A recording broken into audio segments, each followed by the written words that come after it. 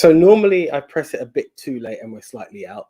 This time it's a bit too early. We're still looking at 8:29. So I'm just casually waiting for the 8:30 moment. Oh, there we go. Hey, screeners, how you doing? It's myself, the one AJ, Anthony Jordan. And me, Nico Lurot. How are we doing, movie family? How are we doing? So it's all about punctuality. You don't want to start too early and, piss people off and eliminate them. And, you don't want to be late and prove to be late. Piss people off, and it's not Jeopardy, AJ. If I'm coming for 8:30, I'm coming for 8:30. Have you ever watched the show and you've turned it over? You're watching one thing, you turn it over, and it's like, whoa, how did this start already? There we are. I'm not here to do that. A few people are in the house with us already. Francis Lalonde's here. Toga. Pedro Sanctos is here. Opa. Will Johnson from the US is here. First pick, the Batman. Interesting. I mean, hey, I once quoted Spectre, so the film hadn't been released. You have done this. This is very true. You have done this. It has been done. We've got a little problem with the stream, though, AJ. We do. Well, yeah, it says Fanuary under you. It's not Fanuary anymore. So, yes. Introducing the new and improved Season 5 banner from the silver screen, dudes. There we go. Look at that. Just a little bewitch clicking a finger there, and it was loving it. Look how fucking sharp that looks. That's beautiful. That is beautiful. Season Very 5. nice. Season 5! Still can't believe it. Very nice. Andy Hart in the house, AJ, so you better get your Highlander line right. By the way, I just want to say, for our topic today, Andy Hart managed to do an entire top 10 of our topic, just comic book movies. Do you know what happened to me? I was half expecting you to do this. I saw it, and when one came in, I was like, oh shit, I could do this. And I'm like, no, don't. Oh, yeah, without blinking. Without blinking. I literally went, oh, fuck. Oh, God, yeah. Oh, God. Oh. I was like, behave. There was a small part of me that's like, just do it. Do it. Season 1 me would have done it without a blink of a eye. I know you would have. You're a cheeky motherfucker, aren't you? Mixed Memorabilia's in the house. Hello, film family. Didn't realize the amount of film in this genre. No shit. Absolutely huge. There's a film. I'm not going to bring it up yet in case it comes up on your list. That I was aware. It's been on my to see list for the long. Well, there were 2 films actually on that category, but one literally hit me in the early hours of this morning, and I said, I haven't seen that. I can't. I'm aware of the story inside out, and I really wanted to see it on picture, and I couldn't do it. So, it really burned me. There are so fucking many. Pedro Sanctos in the house. Welcome all. Glad to be here. Gavin Mann's here too. Good evening all. Looking forward to non-controversial chat tonight. Yeah, you're in the wrong place. And he knows it too. Declan, what's good, lads? What's good? Francis Lalonde, pink flamingos. No purple. Pedro Sanctos says, so what's with the controversy of a dragon? It's an animal. Oh my God. Okay. So, AJ, dragons, yes or no? It didn't make my list, but I wouldn't have been opposed to it. Even though we can say it's a fictional animal. It depends what level of dragon we're talking. I mean, dragon is dragon. I didn't realize there were levels of dragon. Well, dragonfly. They fly and they fuck off. A dragonfly is not a mythical animal. No, but that's what I'm saying. If you say dragonfly, it's one word. So I'm saying dragonfly is one thing, so that could have been in the name. So even if but then if you're going to say something that doesn't have the word fly in it and it's a dragon, forget the fly part. Dragon, just dragon. Yeah, big flappy things that breathe fire and eat you. Or in Sean Connery's case, become your friend but still breathe fire. Or in what's that film? The Last Dragon. Is it Dragonheart? No, Toothless. See. Oh, Toothless. Why am I blanking? Help, Toothless. Come on, guys, help us out. I said The Last Dragon, but I know it's not that. It's not that. How to Train Your Dragon. There we go. Thank you, motherfucker. That was bad. That we both went that blank.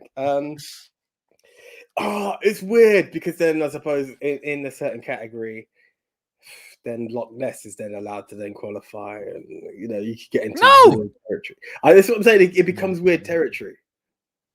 This is what I'm saying. Yeah, Keep it real. So in answer, because I basically put out on Twitter when people were like, "What about this movie?" I was like, "No, it's a dragon." Some people were even saying things like parasite. I'm like, an animal can be parasitic, but a parasite itself, I swear down, is not an animal. I haven't consulted Dr. Google on this one, but I'm pretty. It's like saying, I can't think of an example at the top of my fuck it. But like Parasite, no. Fantastic film, but no. Like, no, it's not an animal. Not an animal. I agree. I would tend to agree. It's like saying something like bacteria. Well, which bacteria are we talking about? This is what I'm saying. So now we're going down the virus route? Like, come on. Yeah, so I think I was Pedro and Andy. I put their nose a bit out of joint when I said no dragons. And they were like, the question didn't say no dragons. Show me where it said no dragons. But I'm like, here, I'm typing it now. No dragons. I mean, there is that point where we would say top 10 movies with a real animal in the title. That could be the caveat. Like, it's too deep. Okay, because here we go. Because then, for argument's sake, it's not. Oh, you're going to open the floodgates, aren't you? Here we go. Go on. I'm just going to say something like that. The Meg. Like, where would you go with that? The other, like, the megalodon was a real animal. This is what I'm saying, but it's okay. But we're going into like dinosaur territory. Do those count? Do they not? You start getting into like different. Sure. Okay, so absolutely. Dinosaurs were real. Dragons were not. Okay. So extinction wasn't a line. Dragons do not fall in the same category as megalodons and dinosaurs. No, I know. There was another one that fall came into the same fucking. Yeah, I don't know where you pulled the Meg from. Dragons fall into the same category as like a griffin. Fair enough. It's like, no griffins. Frank Torres is in the house. Hello, friends. Hope you're well. What is the first movie you can remember seeing in the theater? Jurassic Park. You're so lucky. There's one that's on my list. No, that I think I always remember. I didn't see it in the cinema. I wanted to see it in the cinema, and instead I had to see Beethoven. So I do have Beethoven as the first film in my head that I can look back and think, yeah, I saw that. But I'm pretty sure I've been to the cinema before that. But what film it was, I wouldn't be able to tell you. Nah, that's my first one, man. Jurassic Park burnt into me. Still remember age 6, screaming, "Go T-Rex!" Losing my mind in the cinema, loving it. You know, we're in an era where, probably my parents could have done it, should have done it, may have done it. Keep it on record that your daughter, what her first film was. So, in case she has this blur of, this is what I think it was. Now, I'm not saying that Jurassic Park wasn't your first movie, but wouldn't you just be? It was my first cinema movie. 100%. It was my first cinema movie. Could you imagine while you said this, if your mum typed in right now, actually, I took you to see? You go, oh shit, I actually don't remember that. I'm not saying it is or isn't the case, but just in case, to avoid any blurred lines, your first movie. We all talk about First Step. We all talk about First Tooth and First movie. And I'd like to hear from everyone in the audience too. What was the first movie you all saw in the cinema? And while we're waiting for that, Francis DeLonde wants to include Yetis. No. Also Nessie. No. Mixed Memorabilia says, I like it. Dragons. No. No dragons. Is this because everyone wants to put Red Dragon in there? Like, where are we going with Clearly. It's obviously for Red Dragon. It's clearly for Red Dragon, or it's going to be that crouching tiger, hidden dragon nonsense. But then it's like, well, you get a pass. You get a pass with tiger. This is what I'm saying. Don't fight me on the dragon thing. Like, Water Horse. No, I never saw that one. I didn't have much interest in it. Mixed Memorabilia says, Enter the Dragon, Way of the Dragon. That's all. Fire. I'd say, I will see you Enter the Dragon with Bruce Lee, and I will raise you Year of the Dragon, directed by Michael Cimino with Mickey Rourke. That's a fire film. And here, Year of the Dragon. Yeah, see, this is what they wanted. They all wanted Year of the Dragon. Goldeneye is a breed of duck. That's all I'm saying. It is. That's true. There is a Goldeneye duck. AJ's now pissed. No, not really. I'm quite happy with my list. There's a film go. Francis Lalonde, Mothra. It's a Godzilla reference if you don't know. I'm aware, thank you. I've seen them. First film, The Pink Panther Drive-In in 1963. That's awesome. That's fucking awesome. Nice. Also qualifiable for this movie because a panther is an animal. Yeah. Pink Panther qualifies. Gavin Mann, first film I saw in the cinema was Beauty and the Beast. That's a goodie. Nice. To be fair, I was only 6 years old at the time since Francis Lalonde. Tucky says, DuckTales, Treasure of the Lost Lamp was mine. That's a great movie. I love that film. I seen a love lot of the that. series. I can't say DuckTales. I've seen any of the films. Maybe I have, and then, That one's really good. It's kind of like DuckTales and Scrooge do Aladdin. It's really cool. nice.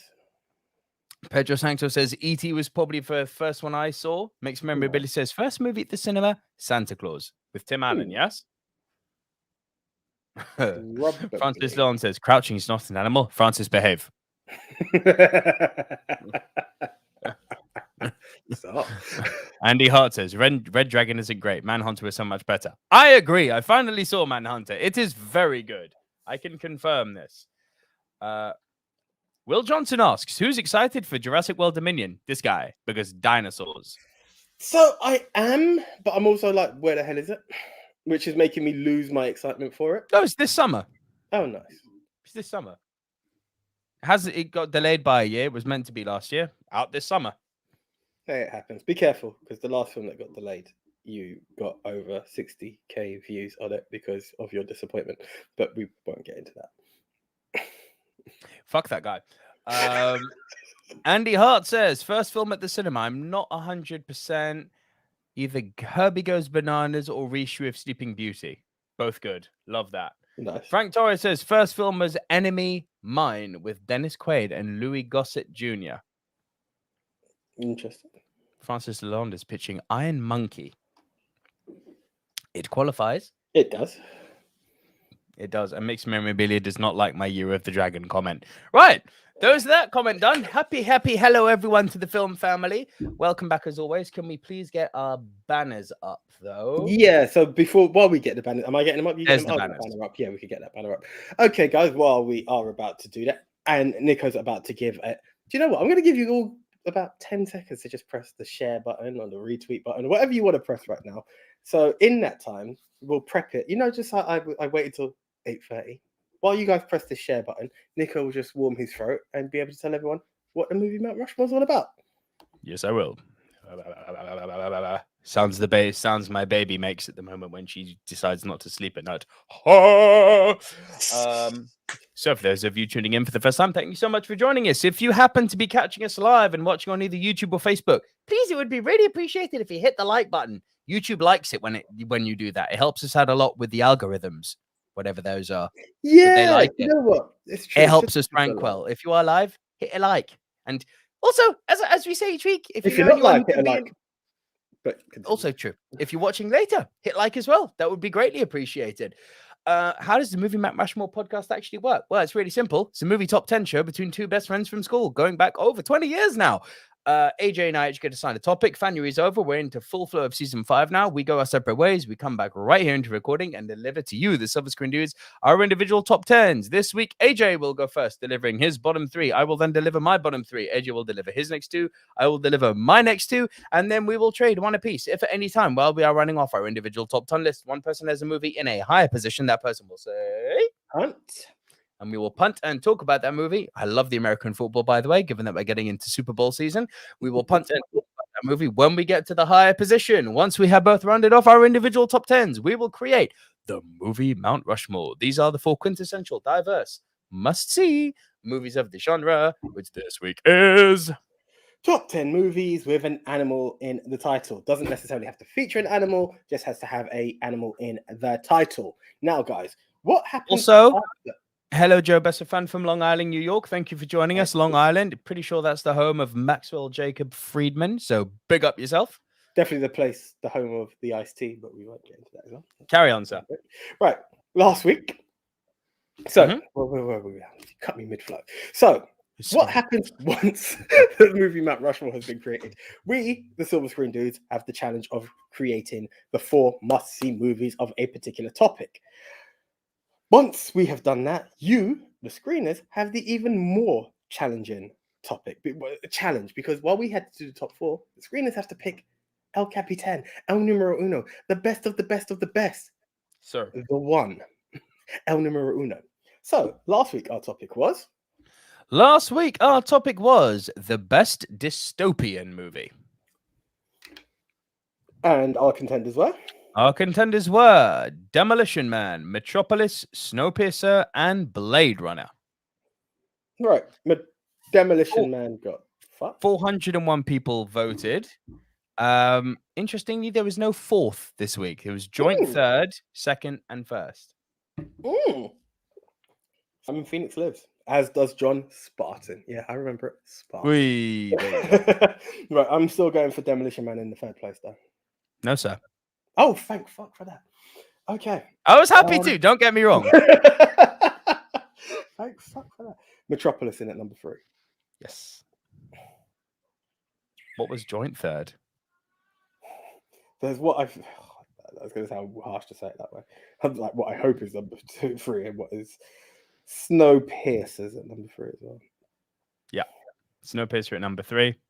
There's no chance in hell Blade Runners 2. I have to go Demolition Man in at number 2. Yeah. So joint third, both got 12%. Demolition Man got 20%. This was a spanking. Blade Runner got 56%. It's one of those films that the world just loves. I'm aware of this. It would have been stupid to pitch it up. It might have to make the company with Die Hard, Rocky, Star Wars, Jaws, Godfather, Goodfellas, et al., where it's just like, well, it's gonna win. One day, I think when we get 10 or something like that, we may just have to do a battle royale, like, King of the Ring type bracketology to find out. We've been there already. It all ends with the Force. It all ends with the Force. The Force beats Shawshank. Interesting. All right. Cool. Always ends with the Force. I'm on with the Force and the Force. So thank you very much to everyone who voted and participated. And obviously thank you to JT from We Love Movies at Movie Bowls for You. So yeah, because JT is the one who puts it out there and we just merely do a retweet and pin. So yeah. Thank you. I hear that. Guys, just before we get into it, a few last little shameless plugs. As I said, if you are watching us live, if for any reason you want to go back and listen to any of our podcasts, AJ, hit that banner. We are available on. Oh, sorry, you pressed it for me. Sorry. Spotify, iTunes, Apple Podcasts, Castbox, Deezer, Spreaker, iHeartRadio, Podchaser, TuneIn, Stitcher, and Geo7. And all you have to do is look for Movie Mount Rushmore. That's the one. Exactly if you happen to be listening to us on podcast and you're thinking, gosh, dang, nabbit, I don't follow those guys on Twitter, but I'd really like to catch them on a live show once. You can, as you've probably gathered. We are live every single Tuesday, 8:30 p.m. UK time. So if the time zone permits it, guys, come and join us. If you're just on the podcast platform, why not come and join us live and make yourselves heard? And whether you're on the podcast platform or whether you're on YouTube, if for any reason you happen to be two fans of the two idiots, right here, here, this way, mirror image, got it right. Here we go. Right, I got you. I got you. I'm so confident, still pointing the wrong way. But yeah, exactly. Right. So if you happen to be fans of the two idiots and our weekly top 10 show, if you do love our content, you can head on over to buymeacoffee.com/movie dudes, whether you're on YouTube or on podcast platform. The link for that is in the description below. Literally for less than the price of your daily Starbucks, you could show some love to the Silver Screen dudes, and we would love you so much for it, and it would be greatly appreciated. Fully appreciated. And yeah, guys, if you are watching live on YouTube, please smash that like button. Makes YouTube like us more. Yeah. Right, a few comments have come in. Frank Torres says, MJF, the best heel in wrestling. You're damn right he is. Andy Hart says, I was loving the American football until the fourth quarter when the 49ers threw it away. I was loving American football until my beloved Philadelphia Eagles got eliminated. So I feel the pain there. Pedro Santos says, Un Chien Andalou should get an honorable mention. Yes, but there are many movies. I just wanted to be very... There are so many movies. Mixed Memorabilia says, how on dystopian Earth was Demolition Man above the other two? I'll let AJ answer that one. Who was it not Mixed Memorabilia? I can't remember. Someone had quoted at the last minute. I was like, yeah, you get it. It's Demolition Man. I swear I was going to go for another film. So, yeah, it's the public. I would like to vote. I mean, yes, it was my number one because, hey, I just had the most fun with that film. But, hey, the people spoke. Not the dudes are guilty. The dudes lay the groundwork. You all have to walk it. Yeah. Pedro then says, so AJ, Nico, what would have been your votes on last week's Mount Rushmore for number one? Blade Runner for me the whole way.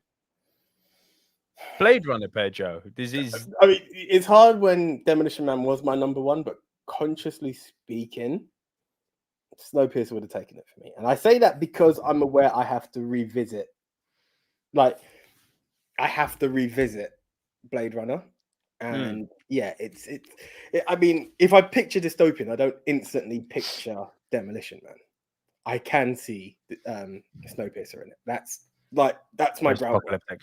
Sorry, we're not going to get into that. I said post-apocalyptic, but we're not going to get into that again. We're not. I done the breakdown. I'm happy with it because even you went on that grounds, you win. So that's all I needed.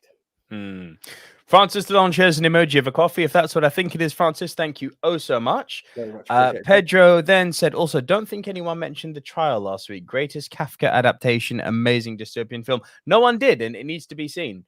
Francis DeLon says, just in general. Like, have you seen it? I haven't seen it, so. No, I'm said I haven't seen it. I'd like to see it. So it needs to be seen. All right, cool. I will. Francis Lawn says, loved NFL until week 2. I miss it. Ooh. Francis, are you based in Seattle? Let me know. If so, ouch. Mixed Memorabilia says, mine was Total Recall on the 4th spot. Chris Trengrove is in the house. Animal titles, eh? Not a small field. Damn right. Damn straight, Chris. Francis Lawn says, I campaigned for Demolition Man, but then voted for Metropolis. Thank you, Francis. Absolutely love you. Pedro rightfully says Demolition Man is just a great example of sheer, unabashedly fun film. Yep. Gavin Man's with you, AJ. Got to be Demolition Man. Thank you, Gavin. I love Andy Hart on the same page. I'm really heartbroken when I let him down. Really hurt. Andy Hart says, I voted for Metropolis. Joe Besser-fan says, Blade Runner gets a demerit for having 5 different versions. That's fair. I'll listen to that all day long. Yeah. That was also quite tricky when I was like, I've got the version he told me. And you're like, no, you need the extended cut, not the director's cut, or this cut. Like, even now, I'm sure I said it wrong. I don't care. And Francis Lond, I found out, is based in Michigan, and rightfully so. We do not support the Lions. Just... It's a sticky one. All right, should we get into this, AJ? Right. Okay. Right. And it's me kicking it off. In at number 10, a film I found on Amazon Prime, no less.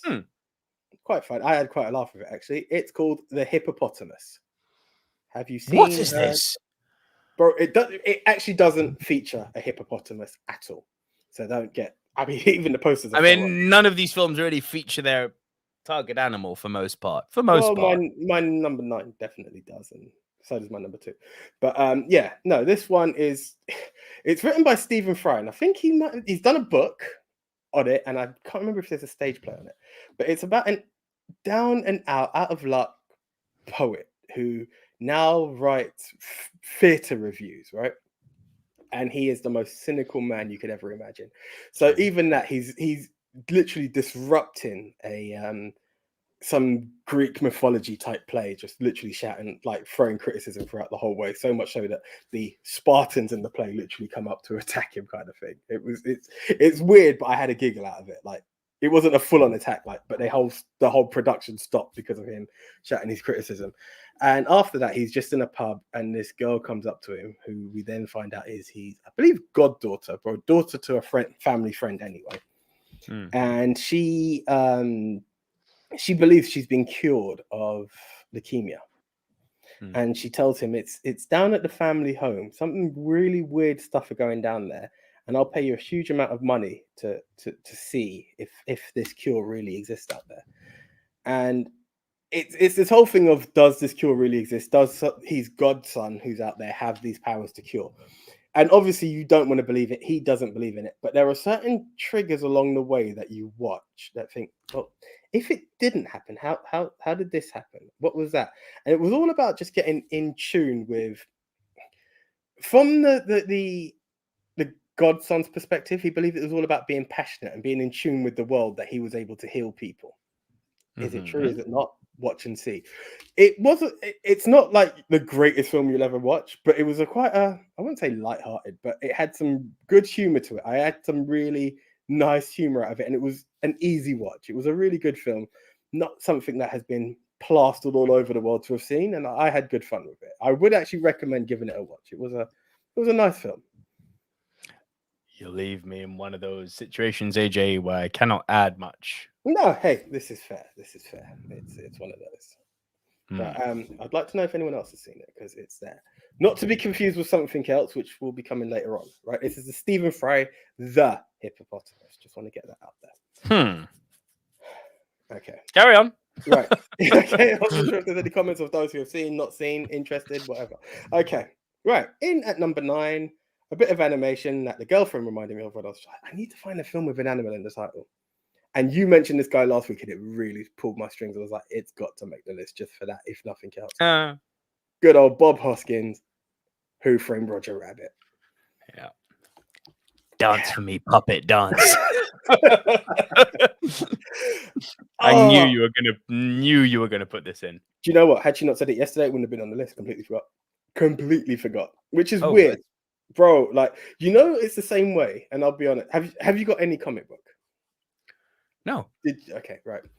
I'm going through all these different animals, and then I was like, the Wolverine. And then the floodgates opened. I was like, that's a real animal. It all came in. And all of these floodgates open, and you start looking at all these different animals, and you try to be quirky, and you start to think of certain things and what have you. And the rabbit just didn't make the list. And then she said that, and I was like, shit, of course. Who Framed Roger Rabbit? How could I have forgotten? I was completely pissed.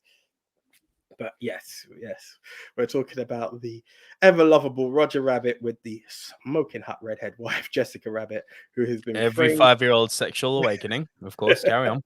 Who has been framed for murder, and the apparent destruction, if you would, the intended destruction of Toontown. But we soon unravel to find out what is all behind it, and we have the cop who doesn't like Toons but has to be paired up with this wackier than life could ever portray bunny, Bob Hoskins. Can't remember his name. And Judge Doom was played by, come on, Bob Hoskins, Eddie Valiant, come on. Bro, do you know how long ago it was since I've seen that film? Yeah, I haven't seen it in years. Get your fucking ducks in a row and show Eddie Valiant some respect. Judge Doom, played by, help, come on. I'm going to say Doc Brown because I can't remember. Yeah, it is Doc Brown. What's his name? I'm blanking. Christopher Lloyd. Thank you. Took me a minute. There was me showing real respect. There we go. How dare you? You give Christopher Lloyd his respects. Do you know there's that one? It's this throwaway scene in Who Framed Roger Rabbit that I always love because it's just like prior to Spider-Man No Way Home, where it was just like multiverse motherfucker, and the floodgates just opened. It was just like something you would never see together. But it's that scene with Eddie Valiant falling off the building. Yeah. What's up, Doc? Hey, mister, you really shouldn't be diving without a parachute. It's kind of dangerous. It's like, hang on. Bugs Bunny and Mickey Mouse are in the frame together. This film's... But we're also talking Daffy and Donald Duck playing piano together. I loved. That was amazing. I actually forgot about that. Well played. That was amazing. Yes. I would lean to that Mickey Bugs thing more just because those are the two mascots. They are. Oh, do you know what? I'm going to go to my phone now because I'm not sure if No, I didn't. I'm going to find a picture and I will bring it up next week of a costume and where you just see... I'll bring it up next week just for fun. It's cheap humor, but I loved it. Donald Duck's costume and Mickey Mouse's. It was like, okay. But you're right. The two dons of animation in one it was mental, wasn't it? It's like, is this happening? We've got Warner Brothers and Disney sharing screen time together. Bro, if there was a very clear line in the sand now, boy, is that line grown. Like that line is now a fucking fissure on planet Earth. You know what I mean? I don't want to get the comic book fans in a muddle right now. But if that blur was allowed to happen just like that now, could you imagine what else could happen? Yes, Justice Avengers. Oh, yeah. You got this. Roger Rabbit's all sorts of fun. Yeah. Mate. And then we talked about superheroes. We talked about Justice Avengers. We had to bring in Mr. Justice League himself for my number 8. Superman's not an animal. Huh? Superman's not an animal. I was going to make a joke. You said Mr. Justice. I know you should be saying vengeance. I'm vengeance. I could. But I know who you're bringing in. I could have also gone for the fact that that's the biggest bitch on film, but I won't go there. Sorry, what? I love Cavill, but Superman's always been a bit too clean cut. Apart from Man of Steel, He was always a little. I was gonna say he'll wreck your shit in Man of Steel. Exactly. That's, yeah. He done snap a Kryptonian's neck. Like you don't. No, not that. No. Not that Superman. Go on, talk to me about Vengeance. Which one have you gone with? Which one do you think? Obviously, the Dark Knight trilogy is not. Obviously, the Dark. Well, you could have gone with Batman Begins. You know, where you were thinking, man. I think I would have picked you to do that, but you're diehard to the core fan, and you'll probably get knowing you. Okay, here's how AJ's brain works. Tell me if I'm wrong. Here's how AJ's brain works. He's seen animals. He's not. You've gone Batman Returns, haven't you? Because it's got fucking Penguin and Catwoman in it as well as the Batman, right? Well, that wasn't the reason. It wasn't the reason, but is that the one you've gone for? Yes, it is. Yes, in at number 8, Batman Returns. Look at the poster. Look at the.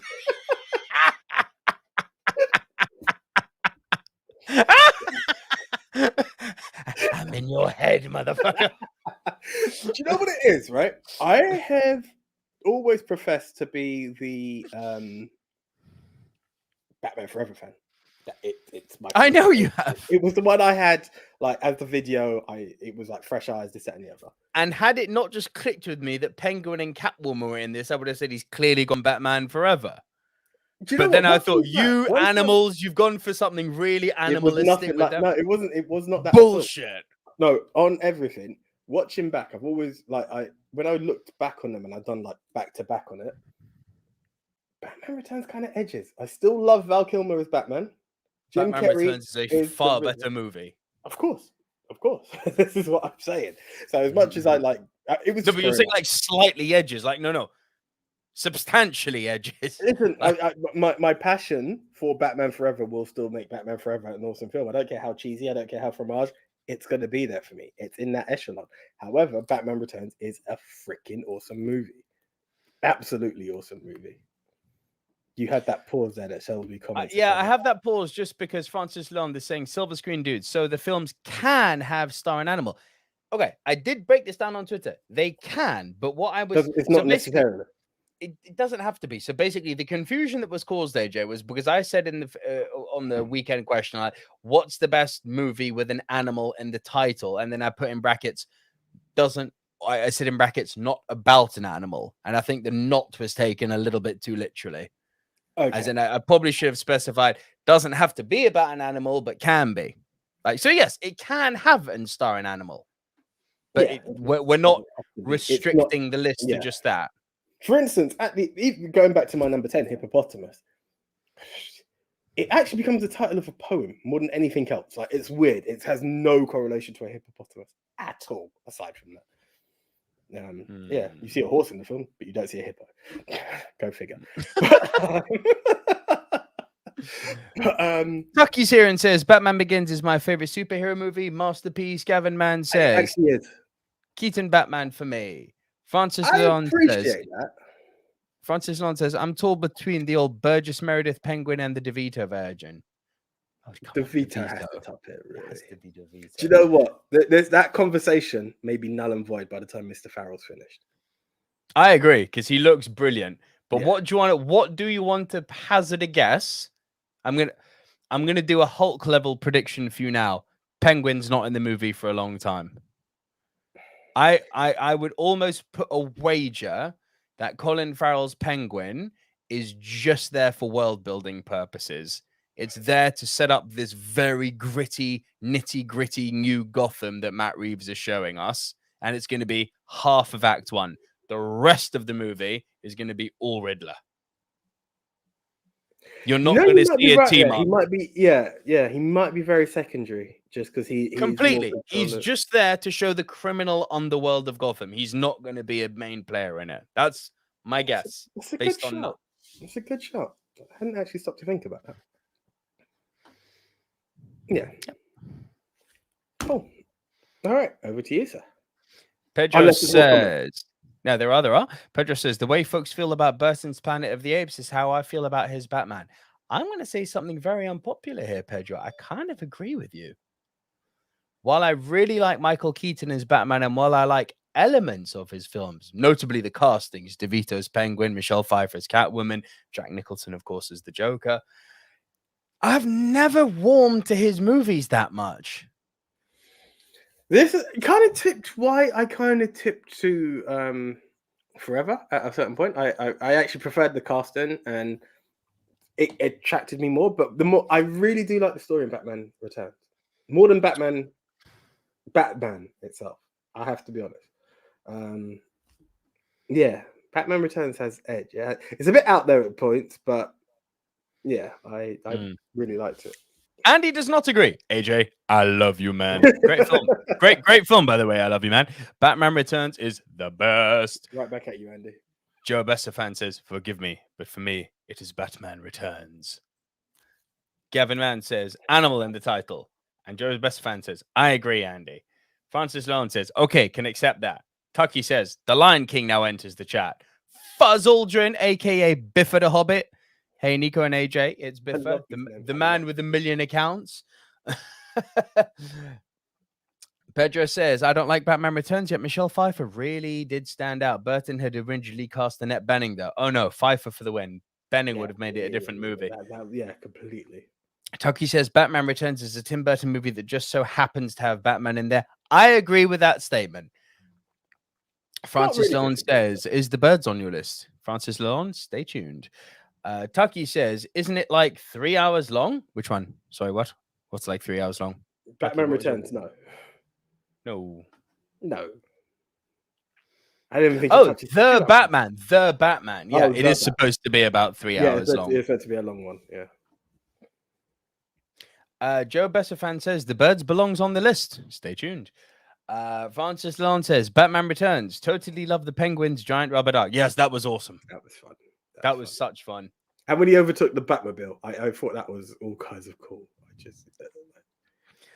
Which brings me on to Tucky's point here. Burton's Batman, as much as I like them, have not aged well.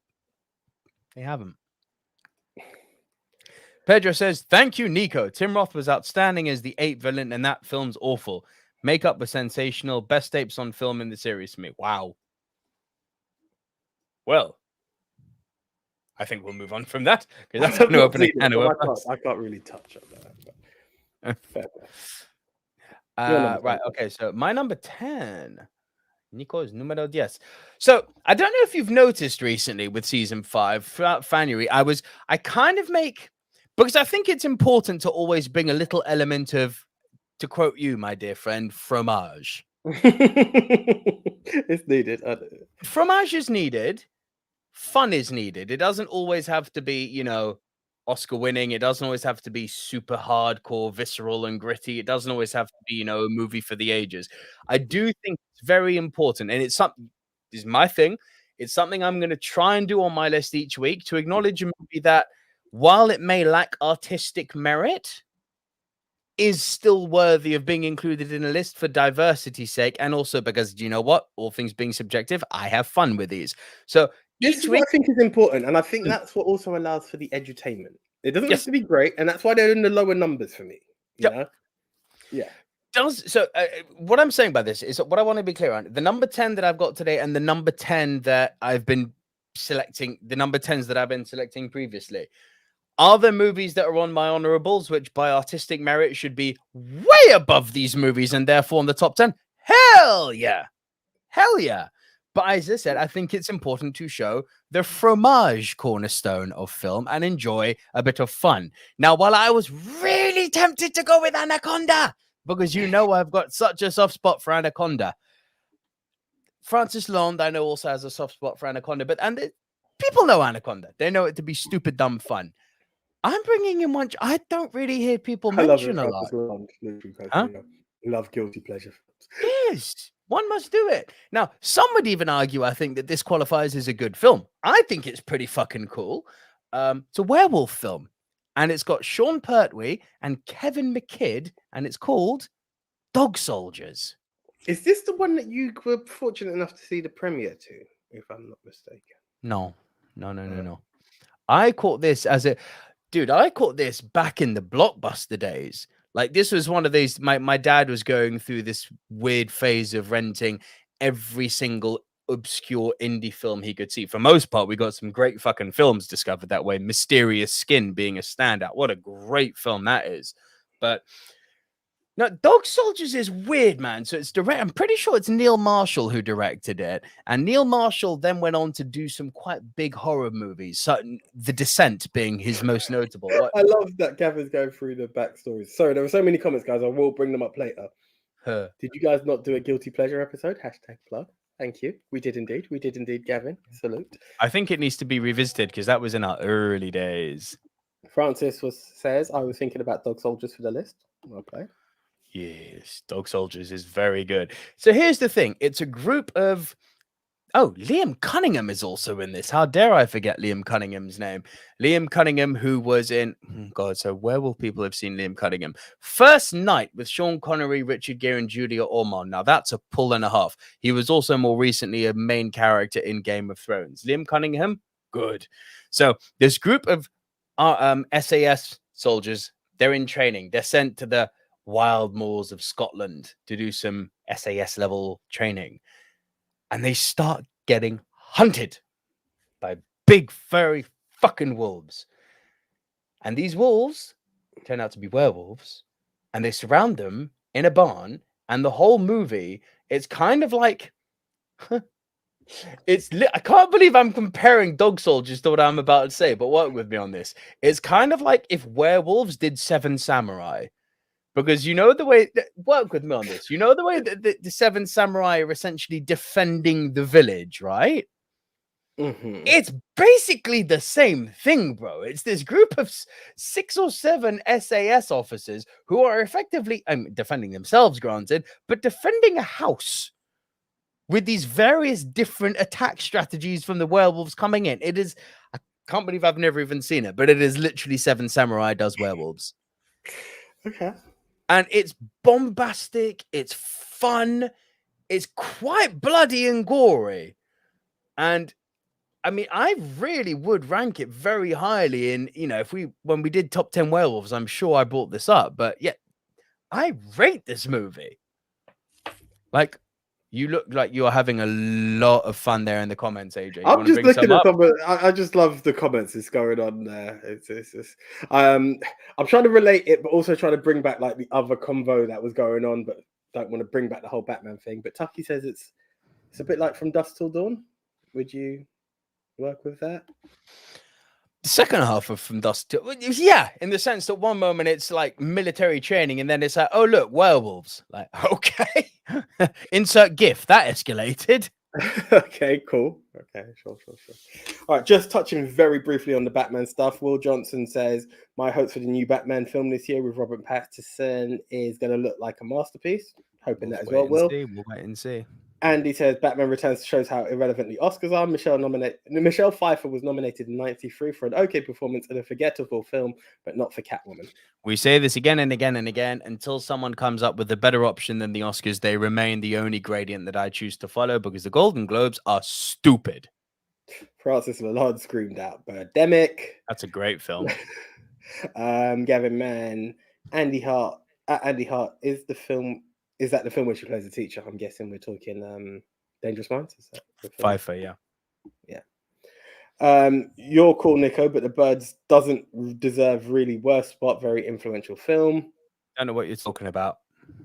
Andy Hart says, great point regarding Oscars. Pedro says, at Andy Hart, great point regarding Oscars. And Michelle Pfeiffer, Mixed Memorabilia, has a very good point. Somebody else's 54% might be your 94%, which is so true. All things are subjective. We say it every week. Yeah. Andy Hart, I gave a man. No, Love Field. Oh, didn't know that one. Fair enough. We touched on that.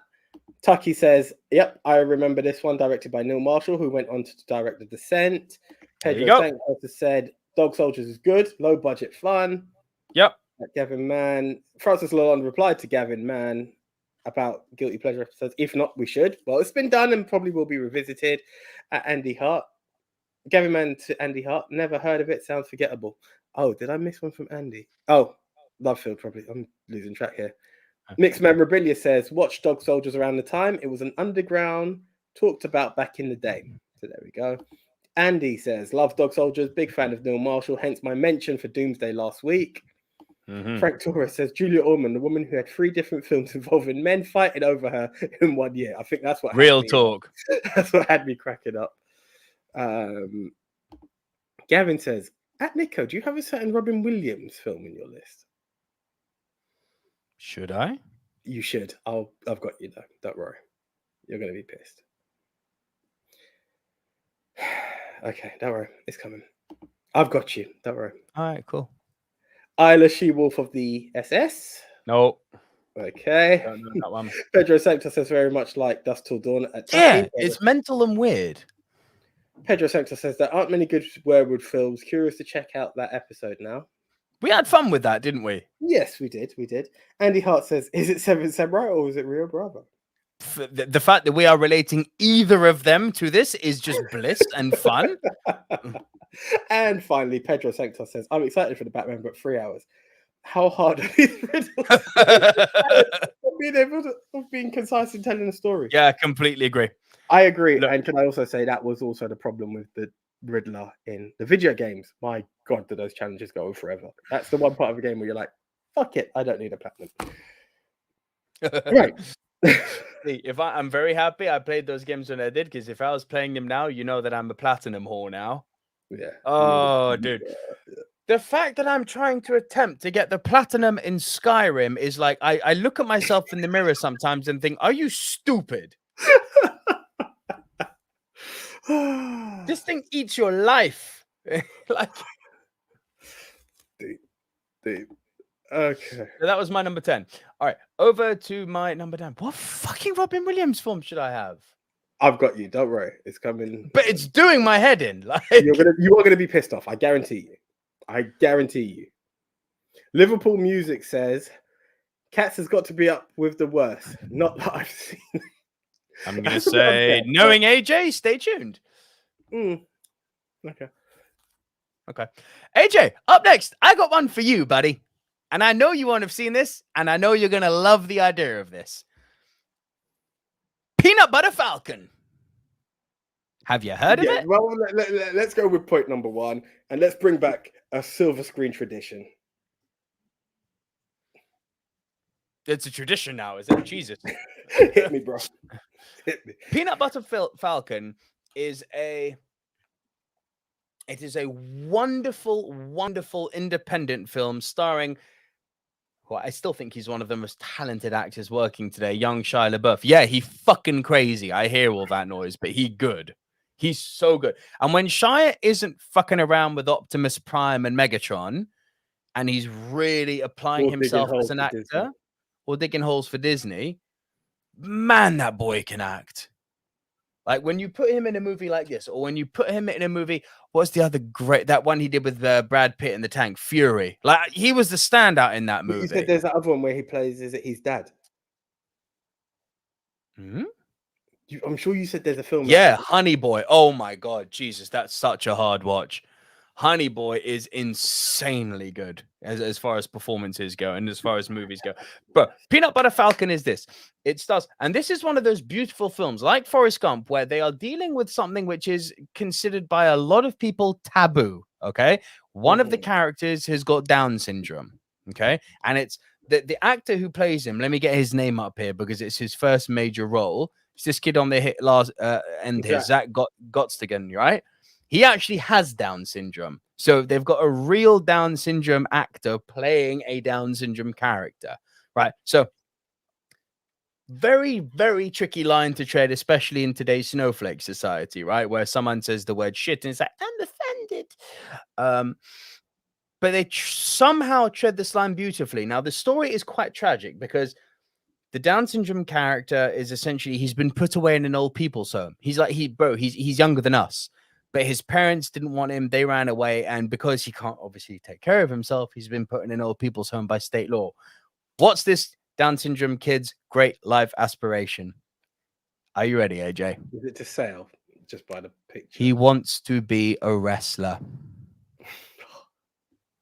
He wants to be a wrestler. Shia LaBeouf, meanwhile, is a completely down on his luck fisherman who happens to be picking fights with other fishermen, the wrong type of fishermen, in the wake of his brother's death. So he's going through all his own sorts of trauma.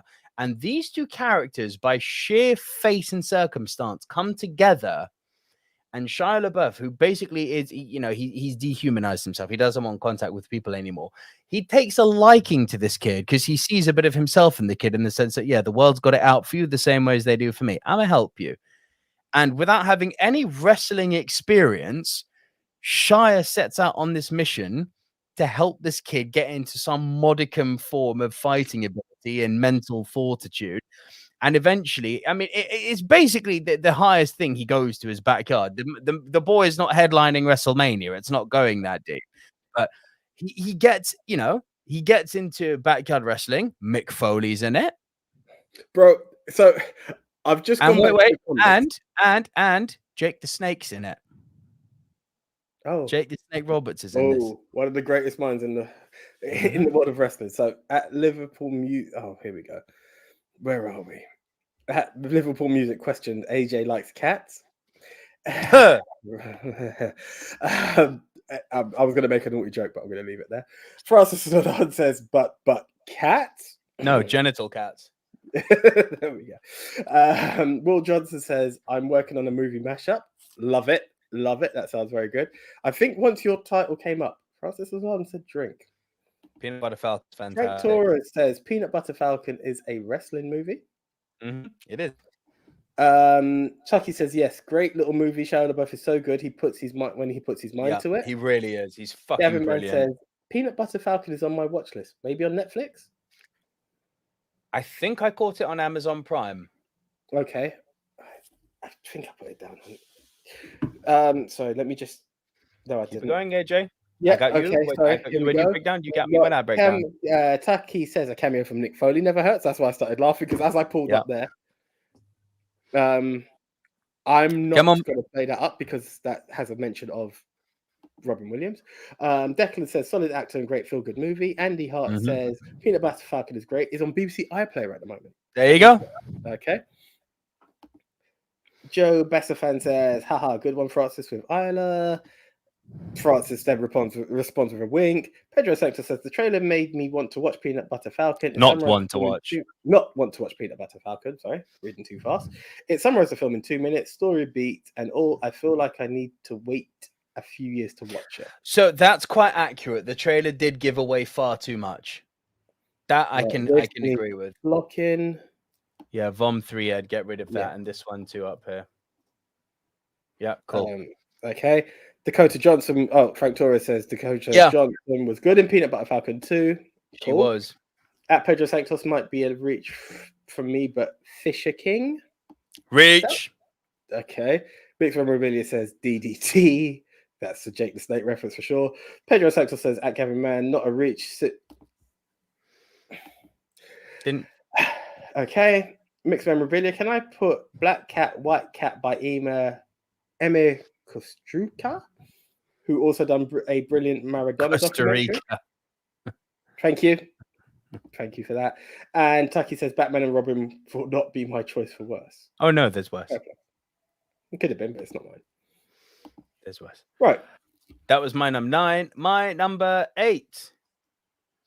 My number 8. Bro, this is one of those movies when I got the DVD, I just rewatched it. It was one of my favorite books in English literature at school. I know you love it. I'm pretty sure you've seen it, and I'm surprised. I for sure you've left it off or you've forgotten it. Gary Sinise and John Malkovich in Of Mice and Men. Bro, this is the film that I said it hit me in the early hours of the morning, and I was pissed because I love the book. I've never seen the film. It's so short. Perfect. It's so short. And then, you know what? I actually tried to watch it like on the way to work. However, this is the part where AJ goes on his rant about fucking Amazon and their Prime. So I was like, oh my God, subscription. Press it. Sign up for MGM. Hold that one. And that's a middle finger for anyone listening. Yeah, I was fuming because I really wanted to watch it. It is fantastic. I'd say the best I've seen Gary Sinise in a movie. Like, Gary Sinise is a strange one, isn't he? Whenever he's kind of like, I feel like Gary Sinise is like a serious version of Rick Moranis. He doesn't come up in much, but whenever you see him, it's like, Gary Sinise. Yeah, I could go with that. But yeah, he's never disappointed me. But I'd say this is him at his best. Definitely John Malkovich's best performance, I would say. And again, like with Peanut Butter Falcon, it's one of those, when you're dealing with someone with special needs and you're portraying them on screen, you have got to tread the line so fucking carefully to not go. And I don't mean snowflake, I'm offended. I mean genuinely offensive. That is something I wanted to bring up as a question before. When we were talking about the taboo of casting, have you heard this issue with Peter Dinklage recently? And it's not relation to dancing. We're just talking about casting and whatnot regarding the remake of Snow White. There's a lot of issues around that film, isn't there? But have you heard his take on that? No, I haven't. So his take is that it shouldn't be Seven Dwarfs. Okay, I believe we've gone further than that. However, Dylan Postle, aka Hornswoggle, to you. Has come out and said, yeah, I kind of get what he's saying, but this is also a dream role for our community because it's a chance. I can never be Spider-Man. I can never be Superman. This is a role I can play. Okay. And I thought that is actually quite a good point. And it's, so I'm not sure which way they're going with, because it's meant to be 7 companions, apparently, with Snow White. And I've got no issue at all with them rebranding 7 dwarves to 7 companions, as long as they remain, little people. Right. For the sake of being able to give representation, like Hornswoggle said. Well, this is it. Okay, but I think the way Dinklage is looking at it is that you can have the traits of the names, but they won't be little people. That's what I think. For me, it's like it's not something that would offend me to my core either way. I know, but it was just an interesting. I literally saw it just before I came online. I was like, it's an interesting topic because I understand both points. Like, going off on a tangent away from Mice and Men quickly, what does annoy the fuck out of me is the noise I'm getting about the casting of Snow White. Yeah, I just about was going into that and I didn't have time to read that, but I've seen a brief picture of the actress and I'm like, here we go. So are we going to play that game? But then the problem is the name does have a lot of it's a line in the fucking book. Mm-hmm. Skin as white as snow, hair as black as raven, lips as red as rose. It is a line in the book. Well, this is the thing. It's hence why her name became what it is. However, what bothers me isn't, is it bad to cast a Latina as Snow White? Couldn't give a shit. What annoys me is how the film community have, as always, been divided and just gone fucking crazy on each side. This shit reminds me of when that female Ghostbusters nonsense was happening. If you like it and you're a male, you're just a fucking mangina, right? If you dislike it and you're a male, you're a sexist. It's like, well, how about option number 3? And I'm ambivalent about it. That's even worse. It's like, here, what fucks me off, right? This girl's just put in the performance of a lifetime in West Side Story. Mm-hmm. Ain't no one talking about the fact that, oh shit, they got this awesome singer to play Snow White. Boom. Sick casting. Oh, should a Latina really be playing Snow White when her skin is as white as snow? Well, actually, Snow White should be about representation. Shut the fuck up, both of you. Both sides shut the fuck up and just focus on the talents of this girl. So here's the thing. Based on something like that, which influenced her name, I get it. However, I'm not going to cast absolute judgment to the point of I refuse to watch this film because they haven't picked a white actress and they've gone for a Latina. That's the thing. It's on the same basis as it just goes both ways. If they'd cast, if you watch the fucking Lawrence of Arabia now, and you see like people like Anthony Quinn and oh, bro, no, Alec Guinness being cast as Arabians, you think, oh, the fuck, that's a bit whitewashing. And now it's coming back the other way. It's like, don't care. Is the person fucking talented? Are they going to make the character come to life? Is she going to sing well in the singing scenes? Other than that, I don't give a shit. So you're happy if they cast Idris Elba as Bond? No, because he sucks. And that's nothing to do with his skin color. Cast Michael B. Jordan as Bond and watch me get happy. No, you wouldn't. Oh, no, I wouldn't. Of course not, because he's American. That's not the point. There we go. No, the point I'm making is that on this role, like Snow White was also 14. Are we also going to cast a 14-year-old? Or are we getting a little bit creepy there with the whole prince trying to snoo her? You know? Like if it's like it gets it. It's like the Bible. You know, it's that bullshit of no. I will say what the fuck I want. It's my podcast, right? Yeah, but there were certain lines. Man shall. God said, "A man shall not lay with another man." He also fucking said that if you disagree with your father, you shall be stoned to death. Does that shit happen? No, it does not. Wow, are we being selective here? Also, it says that if you wear wool and cotton together, according to Leviticus, then you will burn in hell. I'm pretty sure in wintertime, people will wear cotton t-shirts and woolen jumpers. Just putting that little one out there. My, aren't we being selective? The Bible also says that if you eat shellfish... Right, enough. Like, do you get my point? Now it's targeting. I get your point. No. I'm just saying... The point has been proven. The Bible's a big, fat, thick book. Exactly. So enough 2 points is enough to leave it at. I'm just saying, just leave it there. Like, how deep... Okay, Snow White's 14. Yeah, how deep do you want to go on this? It's like... But what fucks me off about this one is that I'm not picking either side. Both sides piss me off. I agree. It's like, but we should be aiming for diversity in every role. No, because that's counterproductive. What you should be doing is not reappropriating existing roles and actually creating unique and interesting roles for diversity. That's interesting. Not, we don't have any ideas because we're unoriginal motherfuckers. Let's take existing content and reappropriate it. And next week, Nico will have dreadlocks. Fuck you. Yeah? So that argument's dumb. And then the whole, should we really cast the Latina as Snow White? Shut up. You've got an amazing actress who sings well. Anything else it doesn't matter. It doesn't matter. So I'd actually like to ask everyone here.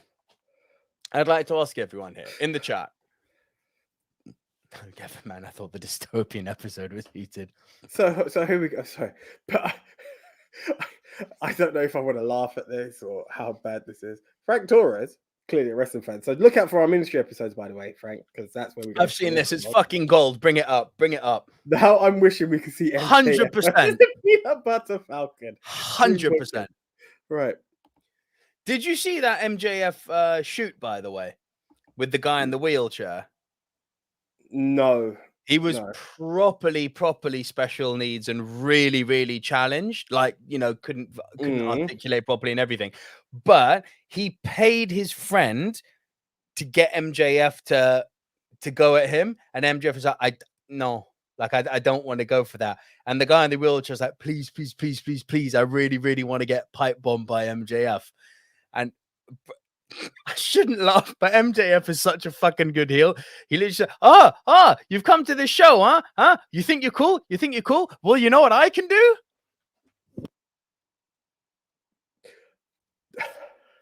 There was a film I saw recently where they were having this.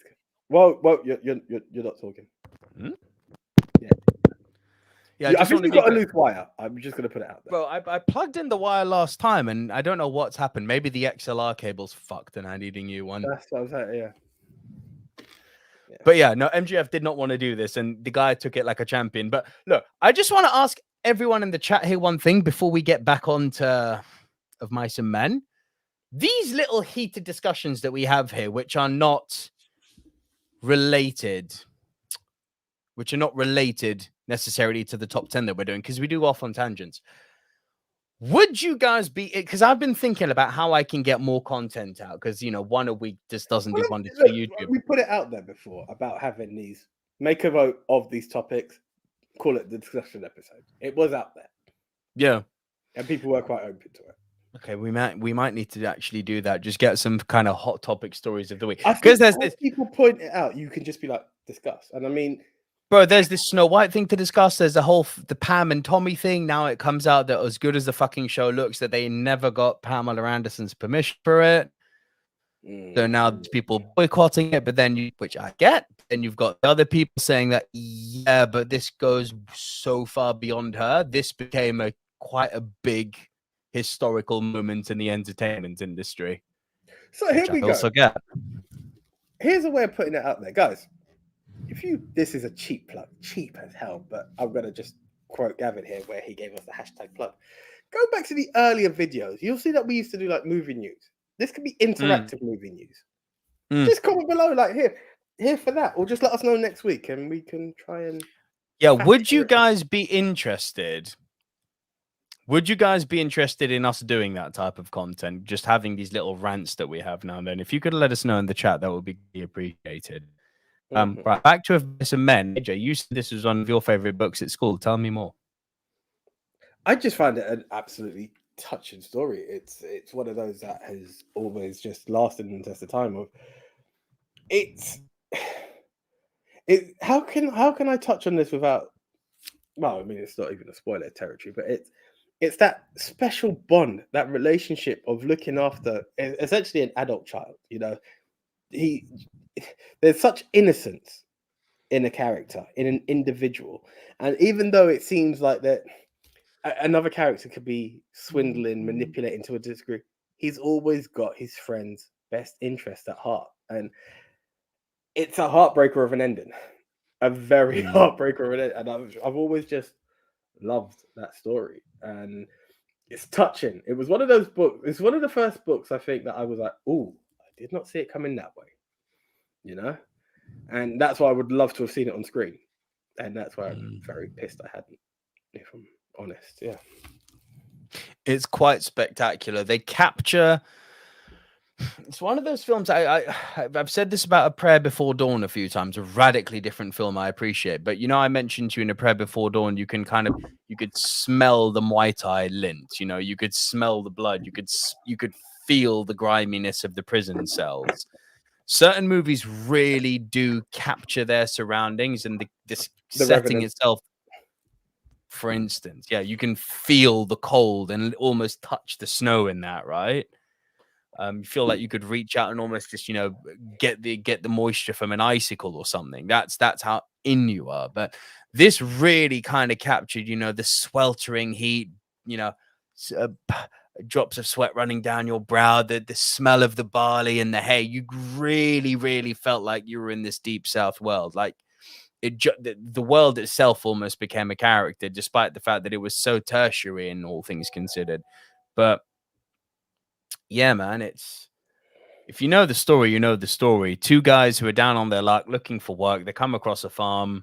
They get along with some of the people. They don't get along with one or two others. And one of them, called Lenny, played by John Malkovich, happens to be very, very special needs, but also very, very powerful. Yeah. And that gets him into quite a bit of trouble. And a heart of gold. Heart of gold.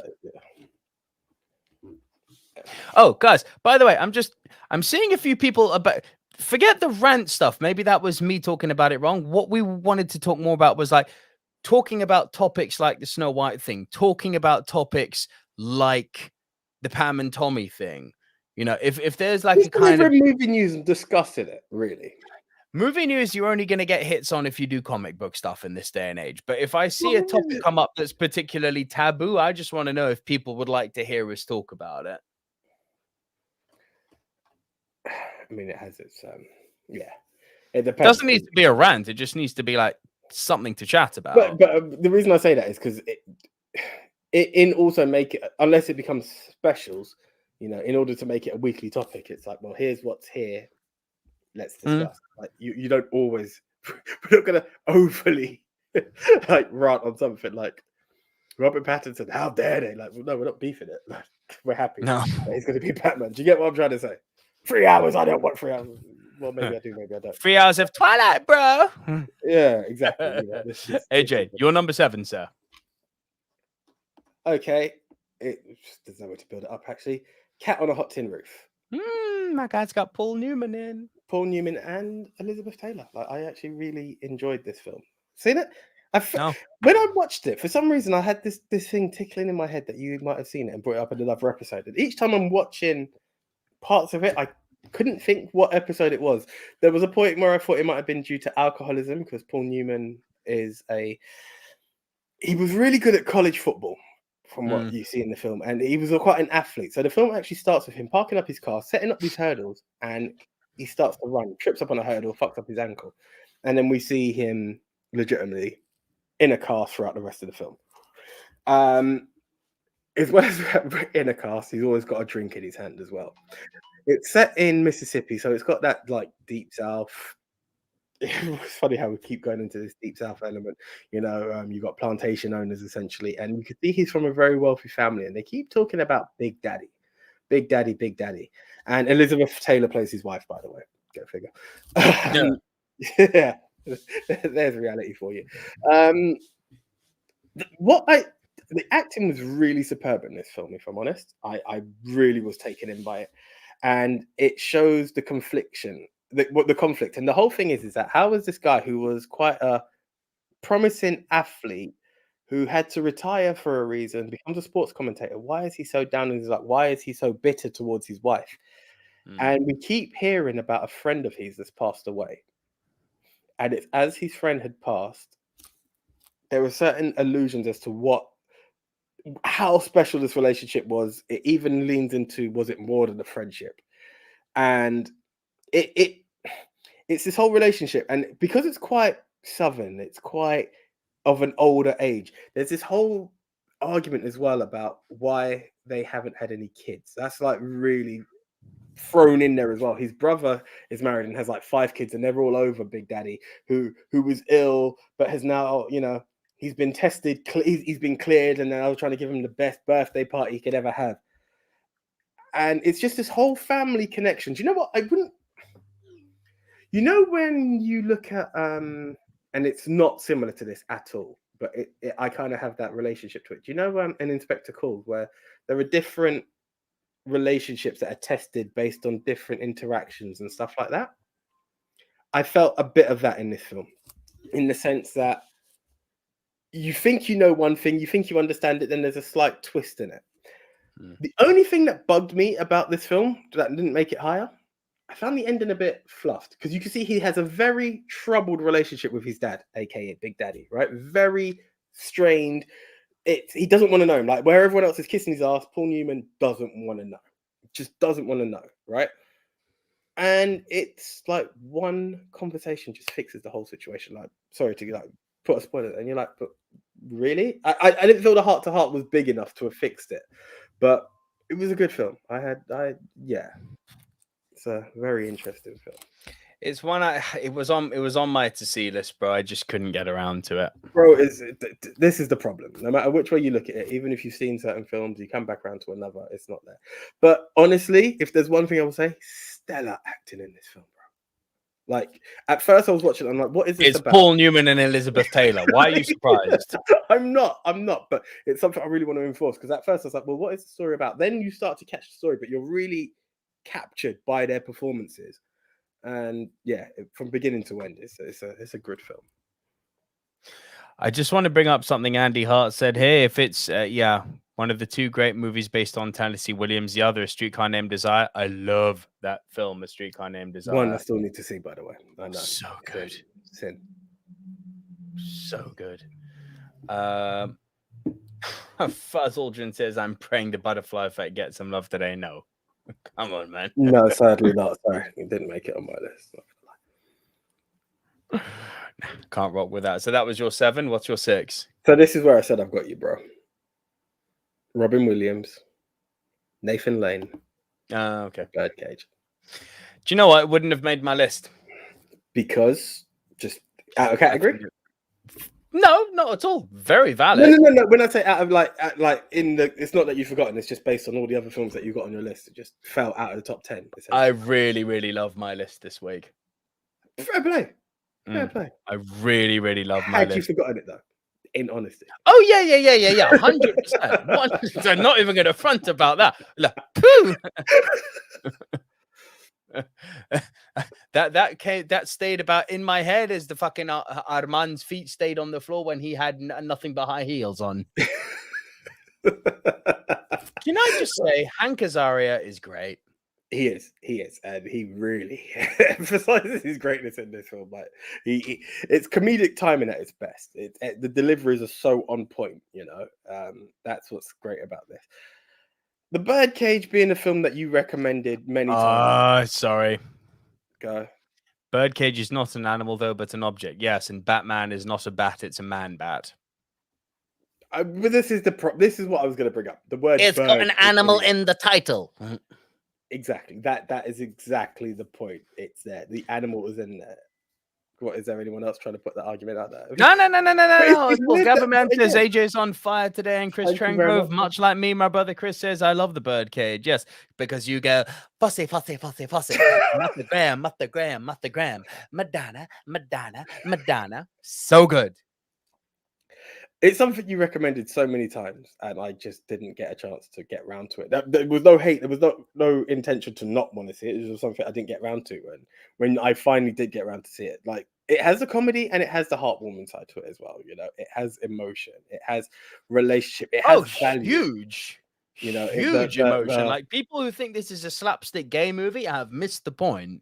Yeah. There's a lot of family values are tested in this, you know, and that's what's there. You know, it shows you appreciate where you come from more than anything. It's fucking wonderful. Like, the dichotomy that Robin Williams goes through, both with his partner Lathan Lane, who cannot get on board with having to pretend that he's straight, and Robin Williams says, I'll throw it all away and I will come with you to the end of the earth. You know, this is Robin Williams is just a god amongst men. All right. When he decides to turn on the acting, you know, you always love him. He keeps the dial at a very comfortable 5. And he's just like, love me. Yes. I'm the funny guy. Love me. Then he gets in these scenes where he's like, and he just all of a sudden out of nowhere, well, I'm not talking 7, 8, or 9. He puts the emotion on a 10 and he makes you cry. It's like, motherfucker. Yeah. He's got me again. Yeah. Like he's a god. But then, so he's got this dichotomy of having to live with his partner, who's, should we say, has anyone seen that Family Guy Star Wars spin-off movie? And it does the crawl at the beginning, and it's like a real slur on homosexuality a long time ago in a galaxy far, far away when the gays weren't all up in your face about it. Ooh. Because it's Seth MacFarlane and he don't give a fuck. this is clearly, evidently. Robin Williams falls into that category. Nathan Lane falls into the latter. It's like, oh, darling. Oh, man. So, yeah.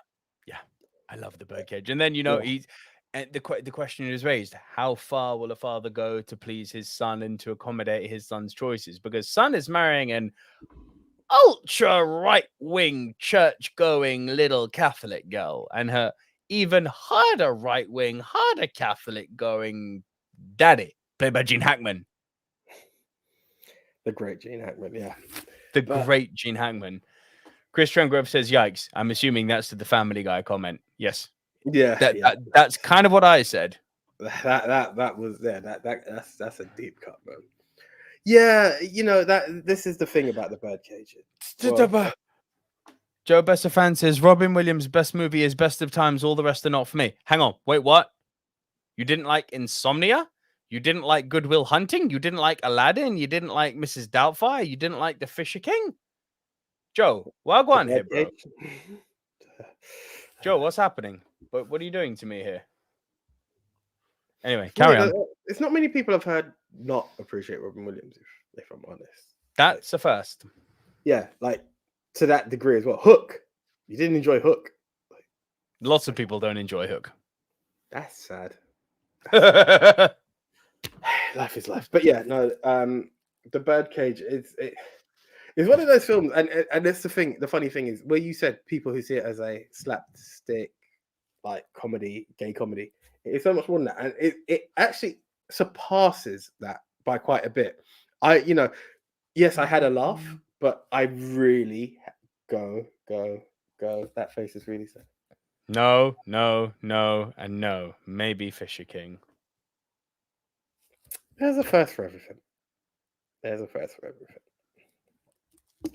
suppose if you've only watched Robin Williams equals range. Yes, Gavin, man. Carry on. Yeah. Sorry.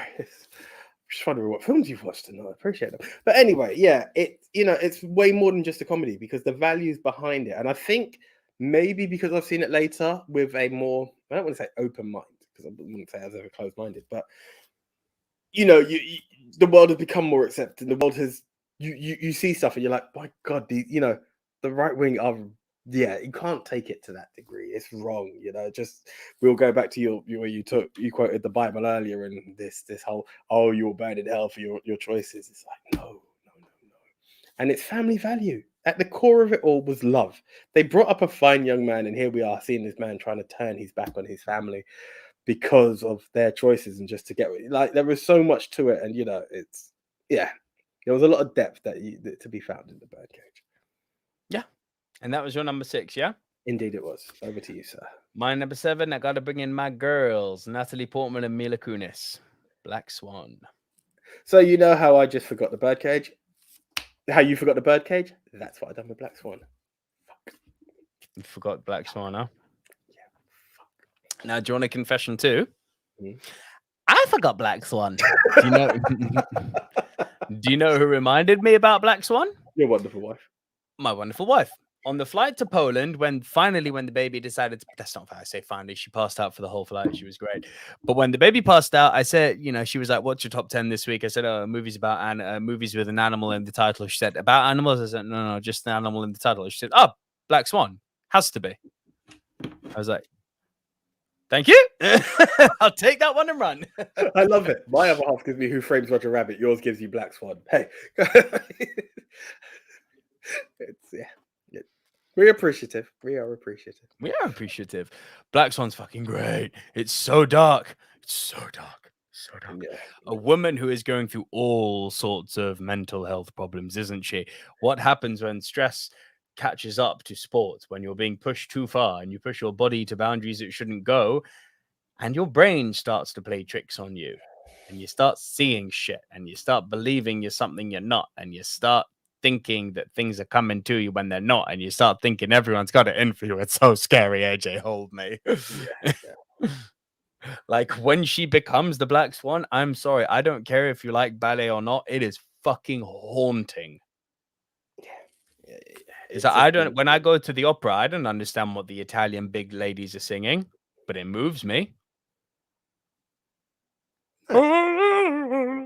I can't do it, but I hear it. I've never been to the opera, and I don't know if it's something I can. Oh, it makes me cry. Like, I don't understand. I've heard the storytelling is amazing, so I shouldn't. Yeah, there we go. Just a minute ago, I said I'm not so close-minded. Yeah, here I am going. I don't think I can do that. But yeah, it's something I do need to give a shot. It's quite cool.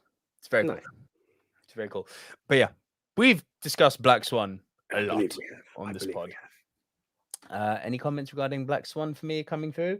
Yes, Pedro says Black Swan was excellent. Frank Torres says Black Swan was awesome. The Swan Lake director degrading Natalie Portman to her actual husband. Would you fuck this girl? Yeah, it's so good. And Chris Strangrove, Black Swan is great. And yeah, there we go. Got some love for Black Swan. Let's move it, speed it up a little bit. So people have seen Black Swan. We've talked about Black Swan a lot on this podcast, so we're going to move on. Hence what I'm going to do. Oh yeah, it's still on to you. What you got? No, I was going to say still you, isn't it? Yeah. It is still me. My number 6, let's bring in Jack Nicholson with one of the greatest villains ever put to cinema, One Flew Over the Cuckoo's Nest. Quack. It's funny how I just keep forgetting, because that is a great film. Great film. But we touched on it just the other week, though, didn't we? What were we talking about? I can't remember what topic it was in. But yeah, awesome film. Tragic. Like, really, really tragic. Well, it's the spin from what you see at the beginning to what the result is at the end. It's just like, it wasn't meant to go that way. Nope. He literally thought he was getting off to a holiday home, didn't he? He was like, ha! Dodge the criminal sentence. All the way through, like, yeah, this is going to be a piece of piss. Nope, not with that nurse. With that nurse.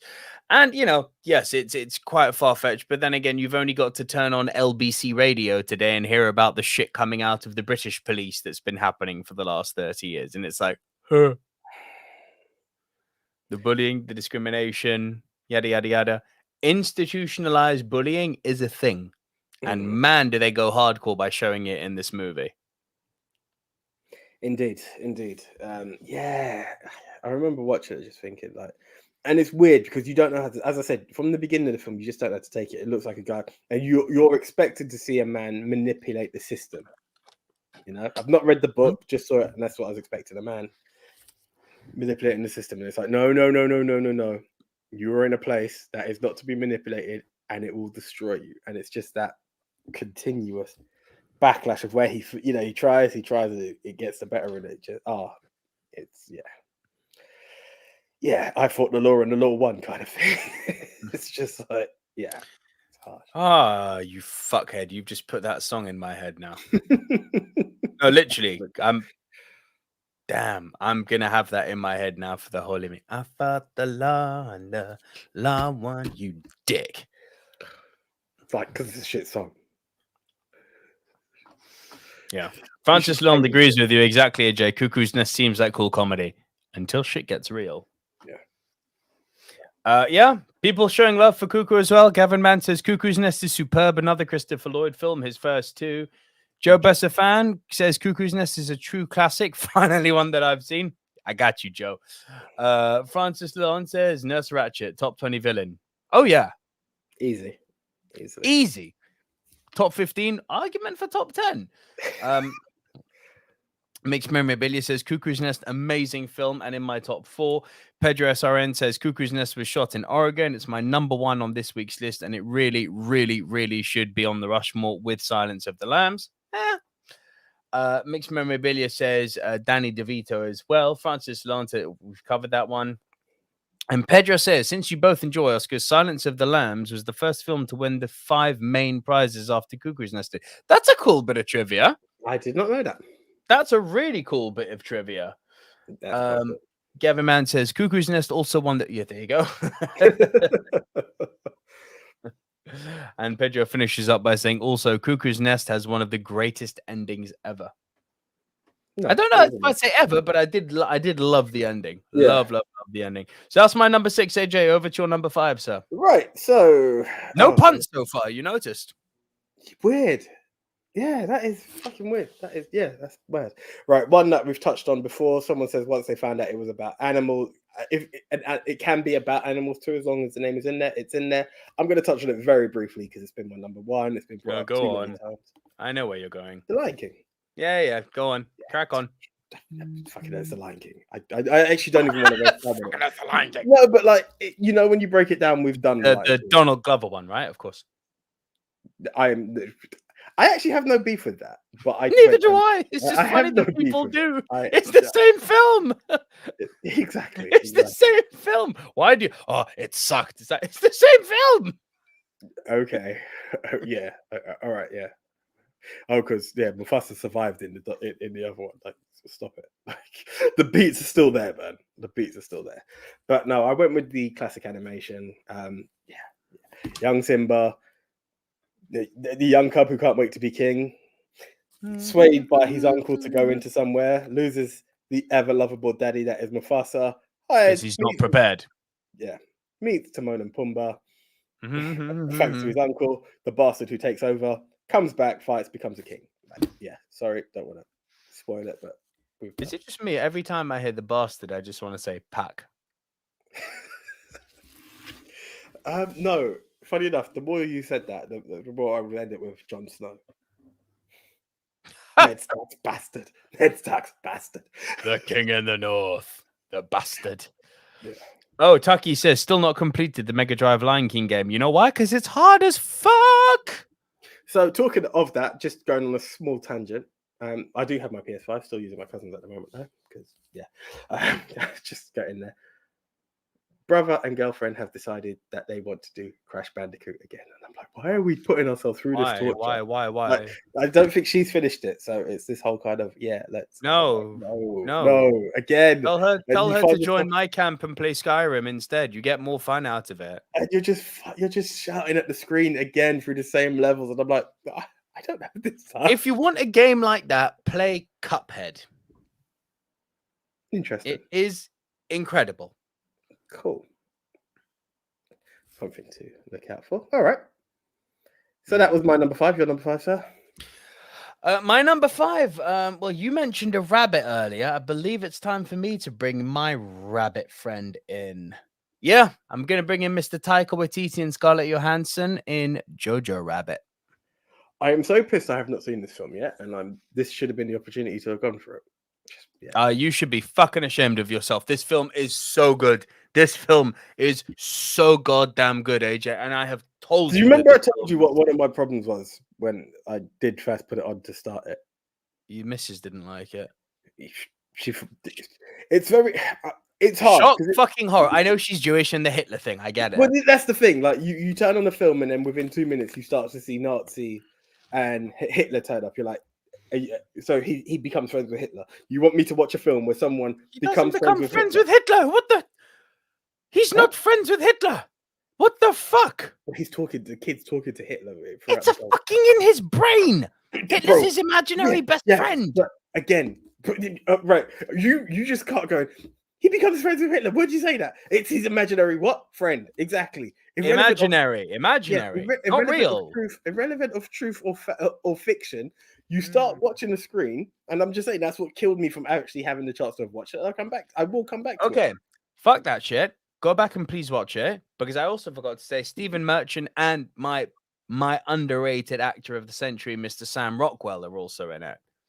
Fair play. I have no beef with this film. Bro, this film got a good performance out of Rebel Wilson. Who the fuck thought that was possible? I'm waiting to see what Rebel Wilson does next, if I'm honest with you. Some self-deprecating fat-shaming thing. She's not.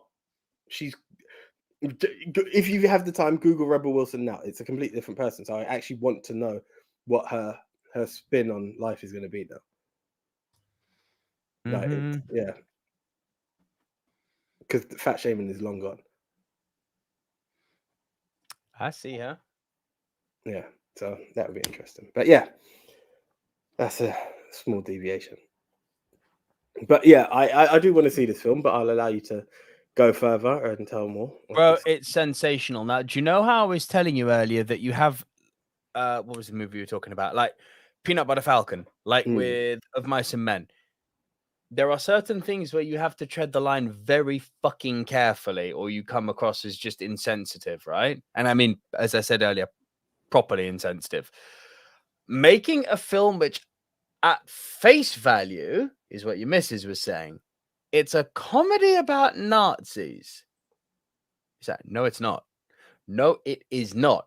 It is a tragic story. Yet again, another tragic story about the Nazi reign in Europe, told through the innocent spectrum of a child.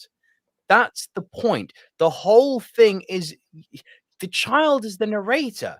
The whole thing is seen through his innocent eyes. And what you're seeing throughout the course of the movie is because of the fucking tragedies of the National Socialist Party and because of the tragedies of World War II, you're seeing this child through not through wanting, but through circumstance, mature because of the tragedies that he's witnessing. I'm not going to give you a spoiler, but if you've seen it, when I say high heels, you know what I'm talking about.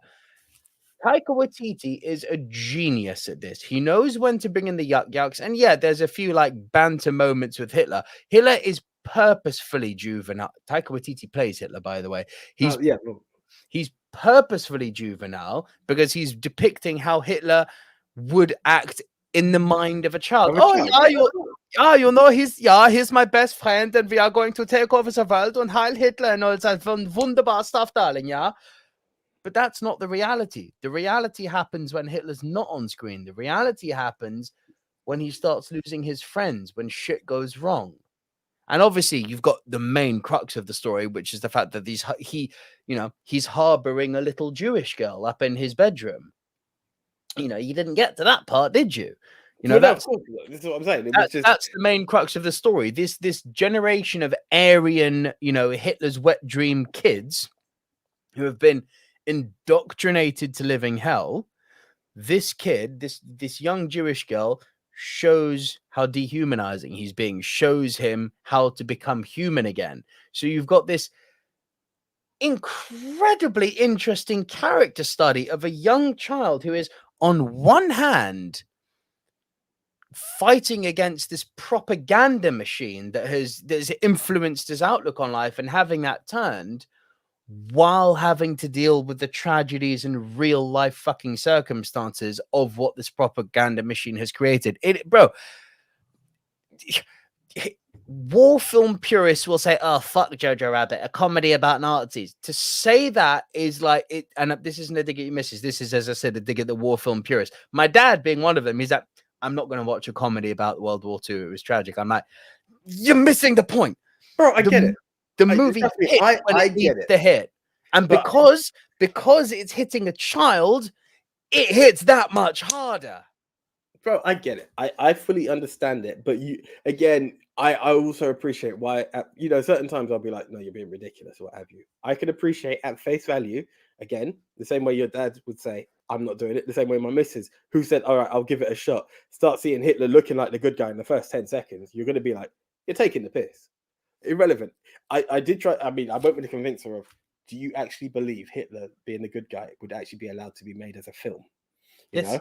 But I also get it. I also get it that I can understand to some people it's one of those, it's hard, it's a hard sell. This film is a hard sell to certain people. I get that. I can't speak beyond my girlfriend to say how the Jewish community embrace this film. I can't. But it's one of those where you're like, I get it. It hasn't deviated me from seeing it. Your review to it initially when you said it has always said I do want to see it even more. Like Taika Waititi was the first sell, I was like, yeah, it's got to be something. Then you've seen it, you said it's good. I'm intrigued. But I also appreciate why certain people have held back. And this is why it's good to talk. Because it's like, it may seem like this, guys, but it's this. Yeah, I'm 100% on that. You have to see it, bro. It's so fucking good.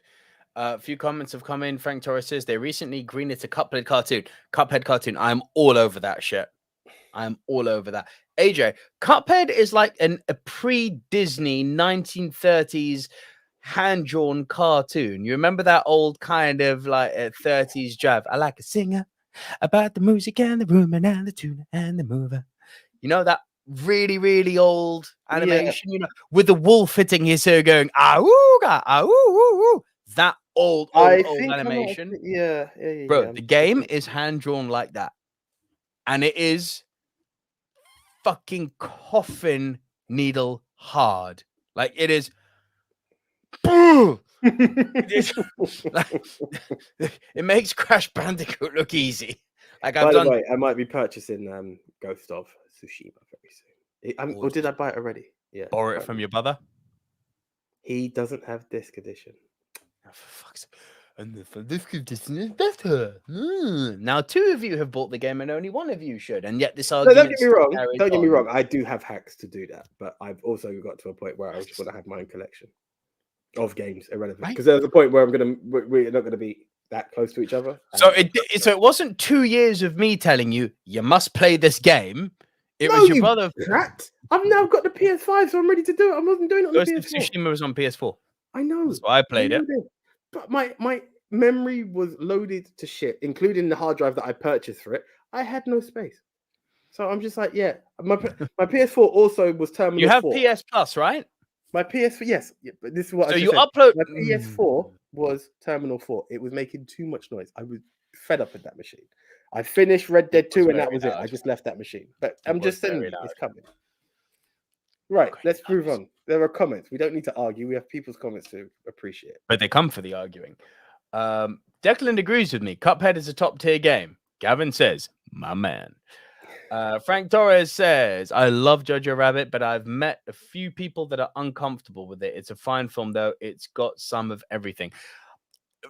Listen, far be it for me to pass judgment, but I really think if you've got a beef with Jojo Rabbit, it's because you've seen the first 3 minutes and gone, like AJ misses, the fuck? And I'm not watching this. You need to see where the film goes. Joe Bessafan says, I wanted to see Jojo Rabbit, but it's fallen off my radar. Joe, get it the fuck back on your radar because the film is awesome. Gavin Mann says, Sam Rockwell and Alfie Allen. Yep, both in it. And Joe Bessafan says, the high heels are in the trailer. It's not a spoiler. But do you know what the high heels are? It's bad. It's bad. Frank Torres then says, Jojo Rabbit is really a battle for the child's mind. Yeah, very well done. Pedro, you're such a cynic, bro. Jojo Rabbit has such a cop out, feel good, cheap ending. Does it really? But does it? Does it? Chris Trangrove says, I solidly like Jojo. It's a satire of propaganda and fascism. Mostly worked. I do think Waititi didn't go far enough to show the Nazi horror. A satire that did show Nazi horror was Seven Beauties. I'm going to add that to my list right now. And Francis Lalonde says, satire and irony quite often get mistaken for comedy. So true, Francis. Gavin Mann says, not watching a comedy about World War II is Alu Alu off the cards. Exactly. This is Good point. Gavin, you've just literally hit the nail on the head. Mixed Memorabilia says, are De Niro and Pacino going to feature? There is one. You've told me about it. And yes. De Niro is going to feature. De Niro? De Niro. Not Pacino. Not Pacino. De Niro is going to feature. I knew that one would, but if I'm honest, I'm in the middle of watching Pacino. Andy Hart says, is this the only Taika Waititi on the list? Yes, because wilder people are not animals. Wilder is not an animal. Wildebeest is an animal. If it was Hunt for the Wildebeest people, then we have a discussion. Right, that was my 5. AJ, you're 4. And yes, Andy, here for the rants. Rants and bants. AJ, you're number 4. Right. Mixed Memorabilia. Thank you for this. Yes, I would guess you guys can guess where I'm going with this one. It's a dog, but it's said in Spanish. Perro. That's the one. Amores perros. Yeah. Seen it? Yeah. You seen it? Mm-hmm. You didn't care for it? It was fine. I think people are making a slightly big deal out of Much Ado About Nothing. It's really good. I especially like the first act with Octavio and Susanna. That I thought was engaging as fuck. Yes. I didn't particularly like the fact that they were portraying the dog fighting that much. That, being an animal lover, that rubbed me up the wrong way a bit, but I appreciate we're depicting shit that goes down. No, I loved it. 7 out of 10. Amores Perros. But all of this, oh my God, 10 out of 10, best movie ever. Like, oh, no, I wouldn't go that. Okay, we're in 7. I'm probably 7.5 to 8. Like, if I really had to sit down and think about it, 7.5, 8 in my category. It's a great film, but there is nothing on my list I would take off to make place for it. Fair play, bro. Everyone has their list. It is what it is. It's also quite fresh in my mind, and yeah, I kind of summarized it the last time when I said yes, I've seen it. What was, apart from your? I mean, would you like to elaborate more? I mean, considering you said you loved it. Yeah, I liked it. I didn't love it. It just, it's a weird one, you know, because I went into it going, oh, this is the movie which Crash came from. I know, Crash, Burn the Witch is here, right? Crash moved me. This just made me go, that was entertaining. Do you know what I found? Especially because you get the kind of chapters to it. I found where Crash like intertwines. Don't get me wrong, there is still intertwined elements in this. Yes. This one felt a bit like, I can't think what film it is. I don't want to say Pulp Fiction, but it's like... No, it did. No. You do say Pulp Fiction. It felt very Pulp Fiction. Because it's like, they're intertwined, but it's like, here, story end. No, we're going to go on to this one, even though like, they're interconnected because, hey, she crashed into him, da-da-da-da-da. Now it's their story. I also think that Gael Garcia Bernal is a bit of a one-trick pony as an actor. Okay. Like, I always see him playing the same role. He did the same thing in Babel. He did the same thing in Y Tu Mamá También. Like, he doesn't have much range. I'm going to go out on a limb here. I've been doing it the whole episode today. I have a feeling that when we are, as English speakers, when we watch someone else, for, you know, another language being spoken, and this is just a fucking fact, we obviously miss the nuances of said language, especially if we don't speak it. So it's so it's very hard to evaluate how good actors are when they're speaking a language that you don't fully get. Do they make you feel something? Can you see the emotion coming out of them? Does their performance move you? If yes, then they're doing a job. Gael Garcia Bernal does move me, but he's never going to be in the conversation for me of like, wow, you really are like something special. He's good. He's serviceable. Mm-hmm. Fair play. I almost sound like I'm not enjoying Amores Perros. It's a really good film. It's a really, really, really good. Do you know what it is? It's false hype, and I'm not saying mixed memorabilia. It is false hype. No, it's not from mixed memorabilia. It's from what I've seen online. It's like 9.8 out of 10. Like, get the fuck out of here. 9.8 just out have of 10. that shit where it's just all over, and I'm not calling Amores Perros shit either. But It's not shit. It's very good. No, but it's where people just butter it up so much that you're like, my God, like what have I been missing? And you watch it, you're like, well, okay, it's good, but whoa, pull the reins in. It's that. So I get where you're going with it. But no, as a film, something fresh to have taken in, the inspiration to Crash, which I'm always going to defend. International cinema as well. Like the mix of all of those for me just really made it like, yeah, no, this deserves credit and deserves to be on the list for me. I've got my international movie, don't you worry. I'm sure you do. I'm sure you do. That sounded proper snidey, that one. No. I'm sure you do. There's one that was in my head that I know you are a very big fan of in the world of animation, actually. Oh, shit, there's two. Oh, fuck! You got it. Anyway. You got it. You got it. Yeah, there's two, but yeah. There's Swing and you got it. Hole in one, my friend. Okay, fair enough. Yeah, but there's great film. Yep. Right. So that was my number 4. My number 4, everybody's heard about the bird. Let's bring in Michael Keaton and a whole slew of other great actors. Let's talk about Birdman with him, Zach Galifianakis, Edward Norton, Amy Ryan, Emma Stone, and Naomi Watts. Oh my fucking God, I love this film. Now, this film I adore. You still haven't seen it, have you? Wrong. You've seen it? Yeah, I've seen it. I watched it. I watched it for this, coincidentally. It's on Disney Plus. Okay, talk to me. No, I actually really enjoyed it. Now, do you know what really caught me is when we talk about this whole long shot, like how the whole thing is just told in this one story. Love it. Where it goes out and comes in. It nearly made the Rushmore. If I'm honest. And it's not that it was my assessment of the film that made me conflicted in it. And again, I think the ending is what bugged me because don't get me wrong. I how can I say it? I appreciate the actor who, put it this way, there's two ways to read Birdman. There's a man who is clearly dealing with a mental health issue of one form or another, down to the fact that he believes he has these superpowers of telekinesis and flight and what have you. Yeah? I mean, no, but carry on. Why'd you say, what would you mean no? He doesn't believe that. You didn't see it that way. Maybe I read this film wrong. Possibly. Because I'm seeing him where he's like, oh, they don't believe you have the power, and he's like throwing his hands, and this is where he's believing he's smashing shit up, right? No. Maybe I've read this film completely wrong. And this is where I was like, you've got that. And then it's like, when it comes down to the end, it's due to pressure that he does the stuff that he's done. So I was like in this conflict of, well, which one are you trying to tell me? I think the acting was superb. I think the connections between them was great. I think and the way they told the story and the different. Do you remember? I always get confused in the Steve Jobs stories, but you had that one where Seth Rogen keeps coming back. So it's the same story.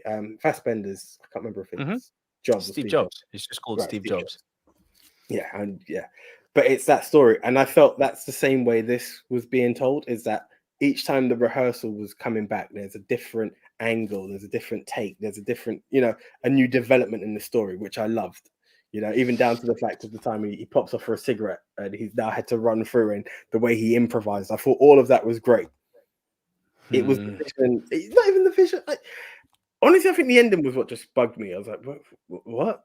And I just yeah. But again, maybe my view on his artistic take on stuff is what kind of fluffed it for me. But Mixed Memorabilia says here, you do know it's the same director as Amores Perros, right? I did. I read that after. I was like, oh shit. But Mixed Memorabilia, here's the thing. Like, I appreciate it's the same director. He's hit and miss for me in Iñárritu. There's some films he's done. What's strange? The strange thing is that the films that people seem to universally love are the films of his I've looked at and gone, yeah. And the ones that people seem to pan or is become trendy to hate on, I look at and go, I like that. And it's not to be like what's the word I'm looking for? Not controversial. It's not to be argumentative. It's literally just I look at Birdman and The Revenant, and I love them. I looked at Amores Perros, and I looked at Babel, and I liked them. That's the difference. That's the difference. But yeah, Birdman, man, was fucking sensational. Like, I don't believe for a minute he had powers. That for me was his... I didn't say he had powers. He believes he had powers. No, I don't think he did. And if by power, unless you mean star power and acting power, that I understand, the fallen star. But it was the whole part. Even at the beginning, he's like, "Oh, they don't believe you can do this," and then even down to the fact of the way he. I think that's all metaphorical. I think the whole thing with the Birdman talking to him is all metaphorical. And I'm not going to deny that. I'm aware sometimes I miss artistic art telling. My brother and girlfriend were watching the film once, and they asked me to watch this scene. They're like, "I think you really appreciate it," and I was like, And they were like, their reaction was like, "No, it's just a man walking through a bar and a girl singing." I was like, "Okay, fair enough." Fair enough. They were really hurt by it, but I could only. Do you know what I really love about this story is how weird it is that it kind of mirrors Michael Keaton's life. Well, this was the thing. I kind of thought that was brilliant. You know, and I think partially because I wanted to put Batman on, I was like, "Do you really want to do Batman and Birdman?" Which essentially looks like Michael Keaton. But it's mental, isn't it? This story fucking parallels his life, and it's crazy because remember they wanted Michael Keaton for Batman Forever, and he walked away. Yeah, and he didn't have the biggest career after that. There's a part of me that wondered had it. And then he came back, and we had the Keatonaissance, which I'm so happy about. But yeah, but there's a part of me that kept watching this film and was like, surely they couldn't have made this film had he not done it, because it would have seemed like the ultimate dig at Michael Keaton, and it would be like, what's Michael Keaton ever done to anyone? No, I kept watching it like, really? Are we doing this? And even the way they break it down is, oh, you were the superhero before all the superhero trends kicked off. It was like, yeah, he was. It's weird. Gavin Mann says, was Birdman the first in the Keatonaissance? I can't remember. It was either this or The Founder. Whichever of those two came out first was the start of the Keatonaissance. God, he was good in The Founder. Fuck me. Awesome. Fucking awesome, man. The Founder. Oh my God, The Founder. Yeah, no, I'm going to echo Mixed Memorabilia's words. Birdman has got so much depth as a film. It's nuts. And the people who say it's just a gimmick, it's like, you know what a fucking gimmick movie was? Boyhood. Didn't watch that. Boyhood, that stupid Richard Linklater film. That was a fucking gimmick. Like, we're going to film the film over 12 years, and you're actually going to see a child grow up. Is like, that's cool, but the film still sucks. Fair play. This wasn't a gimmick. This, it had a very nice gimmicky trick to it. You know, the whole movie being one continuous shot.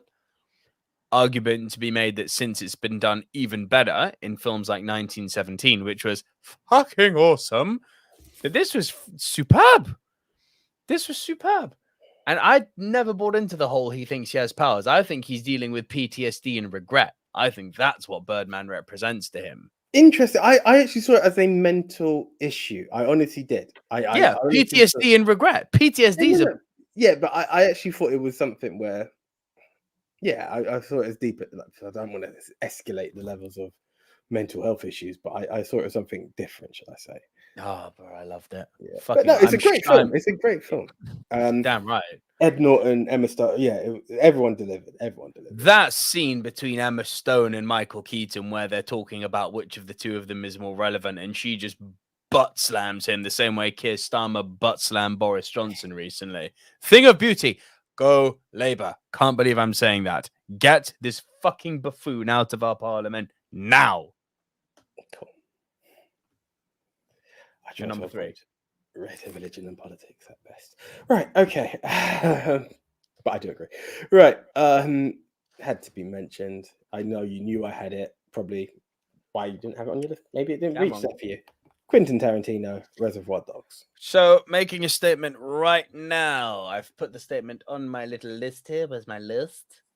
No Reservoir Dogs or Silence of the Lambs for me this week. Well, sorry, my Boys. connection just played up. No Reservoir Dogs or what?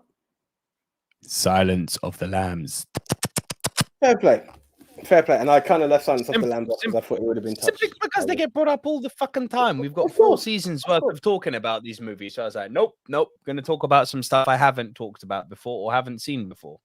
Do you know which one got cut off for me? I actually thought you'd do Silence of the Lambs, so I left it.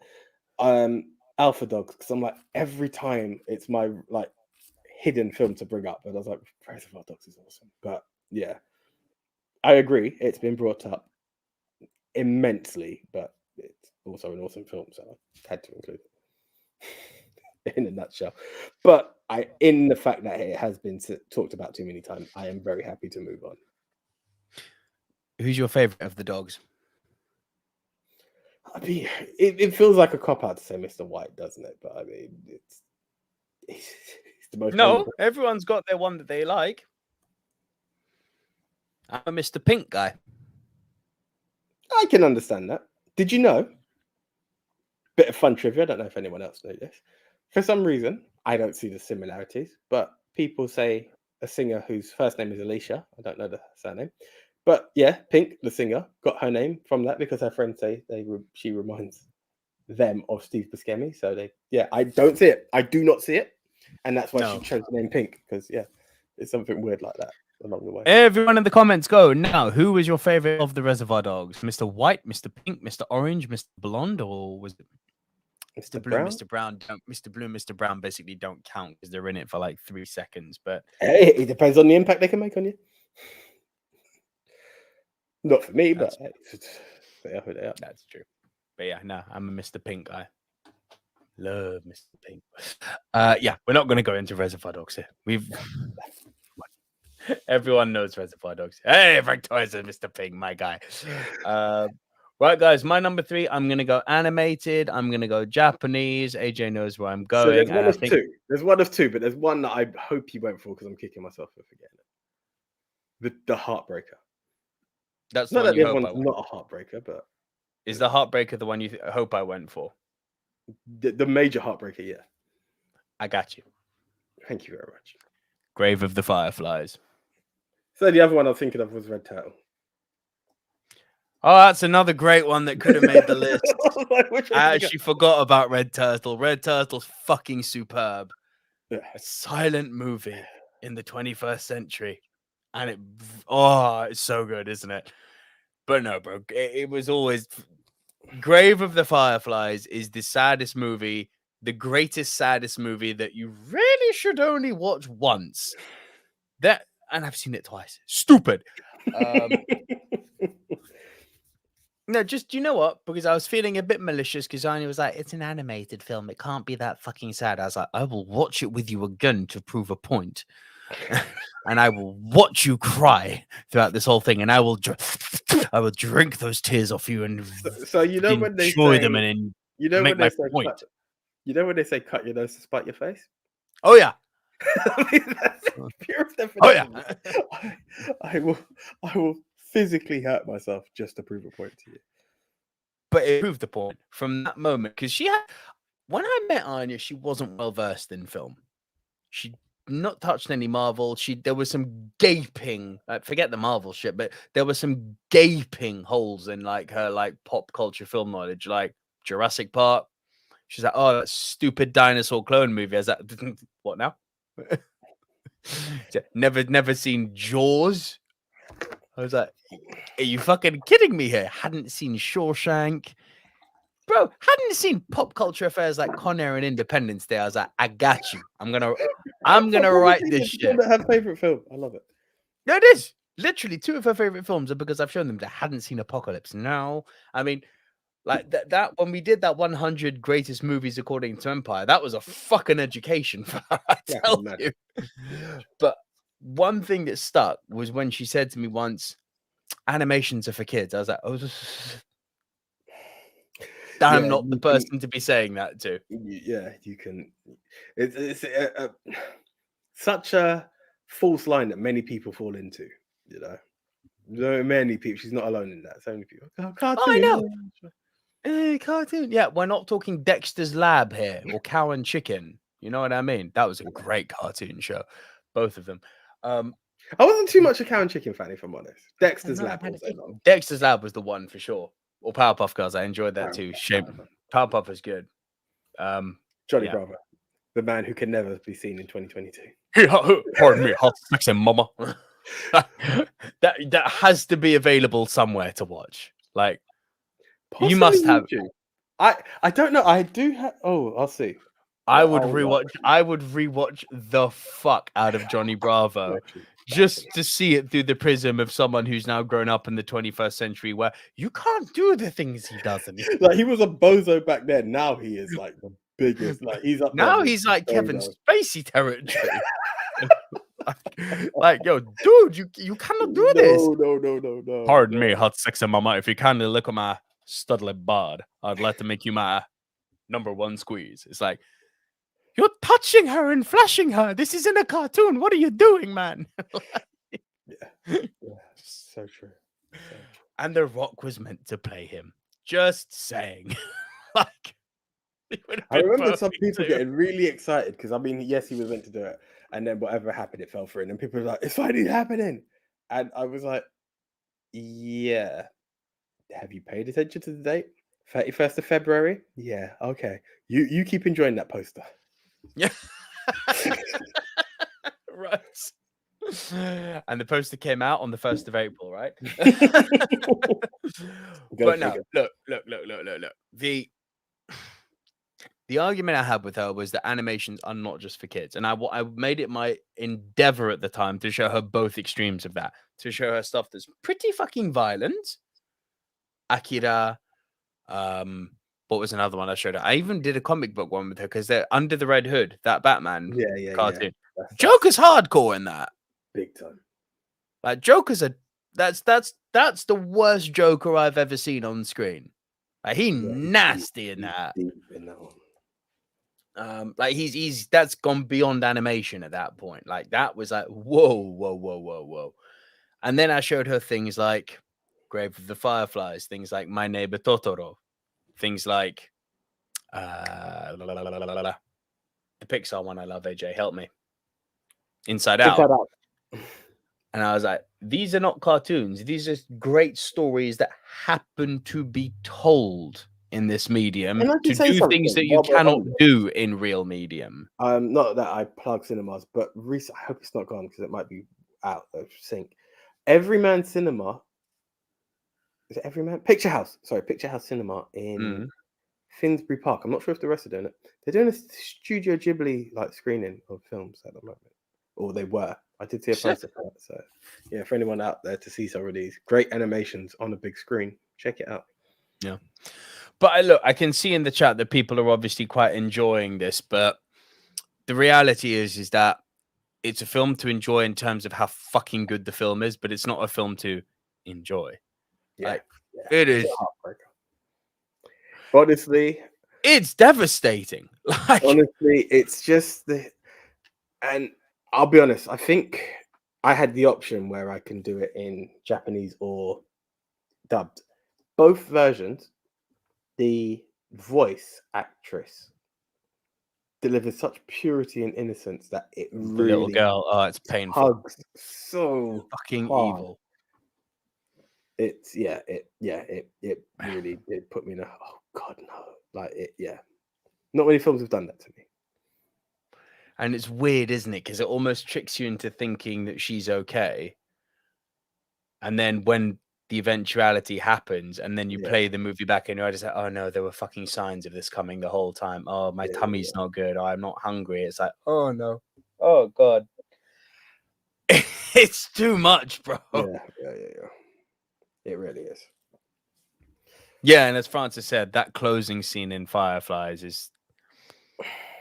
It will haunt you forever. Forever. You're number 2, AJ. Right. Had to bring it up. Someone mentioned one of the versions, the one that you hate and I've not seen, but let's not waste any more time.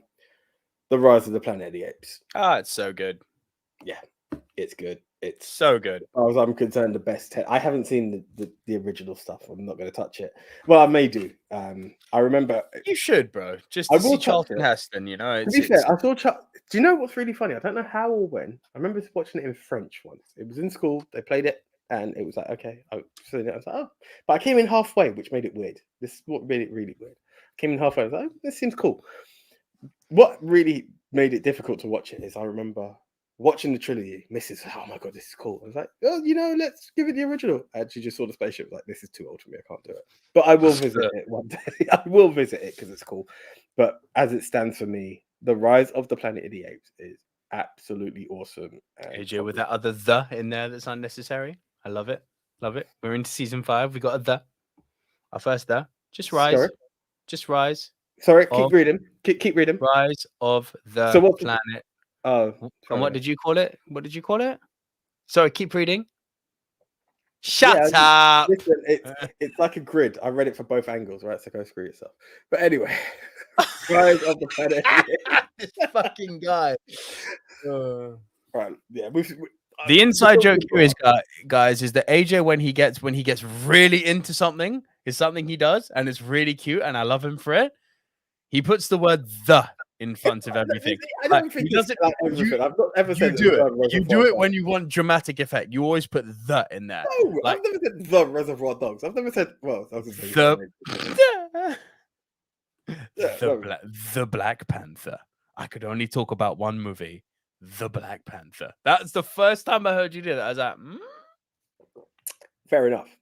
But I'm saying the Black Panther. If I could talk about one movie, it's The Black Panther, not the name of the title. It was. You can backtrack all you want, my friend. But now the fact that I've put this out there, guys, new drinking game. Every time AJ puts the word "the" in front of a movie which doesn't have "the," you may drink. Random as fuck, but go for it. It's a good game. I actually thought it was The Rise, but it's fine. We go there. Sorry, mate. Right, allow me to troll you. It started already. I love it. Thank you, Jonathan. Right. And here we go. Go for it. I'm here for the slaughter. Yeah, the slaughter. Not here for slaughter. Here for the slaughter. You happy? I'm here for the banter. Come on, talk about Rise. The Rise. I feel like we've talked about it enough. Fuck you. I feel like it's been brought up enough, but we witnessed the evolution of how the Planet of the Apes came about. You know, everyone talks about Planet of the Apes. There are different ways of it being told, but this gives you a backstory. It's not just, well, obviously it's different to the Charlton Heston one where you think you're on another planet, then find out you're on Earth. I swear you tried to bring this up last week as well. I did. No, I didn't actually. I done Dawn. I swear you did, and I said post-apocalyptic and you back down. I said Dawn because it was more that it had taken over. Even though I said it, I prefer Planet Rise. I went for Dawn. Is that Dawn or The Dawn? I'm not sure whichever one. Who cares? But, which is it, AJ? Which is it? I went with Dawn of the Planet of the Apes. But, very good, sir. Right. Yeah, I went with that one because it felt that one. Well. I love you, mate. I went with Dawn because it had a dystopian feel to it, but it was post-apocalyptic based on a virus, and I cancelled. This one shows you the arrival of the virus, the genetic mutations, the implants, the testing on the animals that then led to speech. It shows the bond between man and ape that allowed them to learn what they were learning. I was truly... Planet Apes is one of those things that you could take quite lightly, especially when you've seen the other stuff and it's like, oh, here we go, they're going to find out it's New York, whatever. It had depth that I wasn't expecting. In it. And that's why I really love this. Say it with me. Andy Serkis. Oh, yeah, 100%. Absolute God. How has that man not got a fucking Oscar yet? It is a crime. It is actually a crime. I could have co-signed on that. It's unfair. Okay, we've talked about Rise a lot, so we're going to move on. And another movie which we're not going to dwindle on for very long. But yeah, I did say I was going to bring a Robert De Niro one in. AJ, you know where I'm going with this. Come on. Raging Bull, 100%. Of course. The minute I was like, because I did have a blank there, but I know it's very close to you. It's one I need to read. I didn't Nope. You've got there, my friend. Say all that again. I said it's one of those that I knew very close to you, so it wasn't a shock. At first, I did kind of blank when I heard De Niro, and I was like, "Oh, of course." You know the Pacino film that was out there that people wondered if it was Dog Day Afternoon. Yeah, it hasn't aged well, you know. I'm not gonna lie. I'm at very early stages. Like it's just at the bank robbery. Like it is good. Yeah. Like it is good, but I'm not top 10. Fair enough. Not top 10. Fair enough. But nah. Fuzz Aldrin asks, anybody a fan of The Men Who Stare at Goats? Really not. I did not have fun with that film. That just sounds wrong. I've not seen it or heard of it prior, but that just sounds wrong. Andy Hart says something which we've said a long time. What the fuck order are these movies go in? Do they rise before dawn? Literally. Yeah. Dawn should have been the first one. That's true. Yeah. Some would say this is De Niro's finest performance. I think I would probably listen to that noise. What he put himself through for this in terms of getting how fit he was, just the method side of it, getting how fit he was and then putting on that much weight, really, really, really portraying Jake LaMotta as well as he did. And that's on record because the performance, remember I told you this, Jake LaMotta saw the movie. I think he was at the premiere, and the performance that De Niro was giving actually shocked him. And he turned to his wife and he says, "Was I that bad?" And she said to him, "Honey, you were so much worse." Damn. Yeah. That says a lot. So the scene that will always stay with me is when he's been put in prison and he's bare knuckle punching the wall going, why? You know, when he's just completely lost all sense of who he is and regretting all of his decisions, but it's too late. It's too late. We're not going to, as I said, dwell on Raging Beast for long. Raging Bull. If it's Raging Beast, it doesn't qualify. No, it does not. AJ, what's your worst? Right. So, do you remember earlier I brought up the hippopotamus? Right. You know, like we have Room and The Room, two very different films. This is my worst. Also available on Amazon Prime, and it's funny because I went looking for one, and because I remember it got delayed for release. Let me get the poster up first. Sorry. Where is it? Here we go. What is this? Hippopotamus. Oh, no, The Hippopotamus is very good. This one I had a good laugh with, right? Hippopotamus is an absolute heap of shit. And I'll tell you how I got confused. Is that I remember this film was meant to be released, and I believe it was meant to get a cinema release during the pandemic. The pandemic delayed it. And I've looked through someone mocking my the. No. Francis Lalonde's comment. I won't bring it up because I want. And it said 2017. I was like, it can't be 2017. It looked like a 2020 film. Like it was during the whole pandemic. So that's how I found The Hippopotamus. And then I found out that they're both on Amazon Prime. Weirdly enough, this one is available to purchase and watch. I don't know how Prime have done that.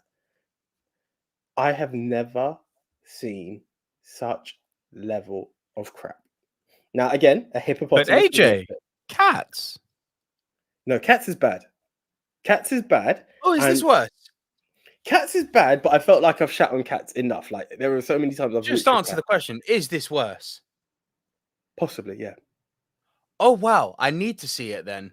Yeah, watch it. It's there. It's like an hour and 20. Yeah. Oh, I must see this. This is worse than Cats. I must see this film tonight. Now, what happens is that you get this story of a girl locked in a room, and this guy. It starts in that she's in the room, and her abductor starts talking to her. I have kidnapped you. I don't want this. I don't want that. I can't remember what it is. Your legs have been severed, so you cannot walk. Do not attempt to try and walk because it will hurt. And the only thing I want, I don't want any money. Come again? Your legs have been severed, so don't walk. It will hurt. It's like, it's some shit like that. Like, you've cut her legs off, big man. I think we've passed the pain threshold. Like, I've severed the nerve. Some crap like that. I can't remember what it was. I don't want any money or anything. The reason I will kidnap you, I will release you when you fall in love with me. And you're like, okay, so we're forcing Stockholm Syndrome, are we? And it's that. And then it becomes this thing.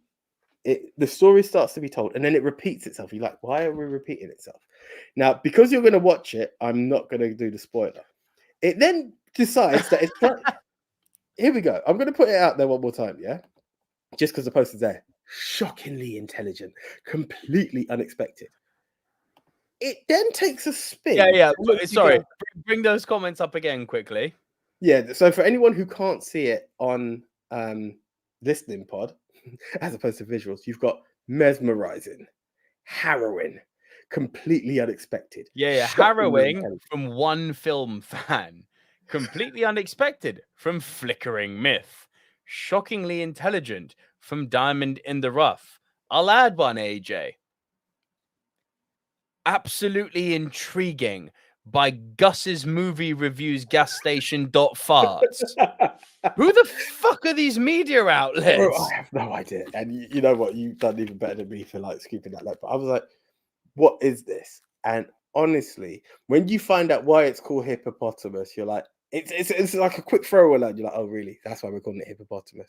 And it's where they try to give you this. Like, I don't even want to spoil it for anyone. I actually want to see this film. I'm not lying. I actually want to see this film. And it tries to give you this spin that you're like, it does give you a kind of like, oh, okay. And you're like, oh, for fuck's sake. Because the spin then takes a spin and you're like, you're taking the fucking piss. Like, honestly, right? I really hope we're not having our midnight meat train moment where I'm going to go and watch this thing. Bro, it's fucking good. No. Because I like Midnight Meat Train. Midnight Meat Train, I got on board and then it changed into something. It done a Dusk Till Dawn, and I didn't like the end. Like, you give me one part, it's you appreciate one form of storytelling or the other. Do you get what I'm saying? This one tries to be psychological. It's only got like 2 characters. You kind of get into a point of like being 4. So it's one of those minimal character films.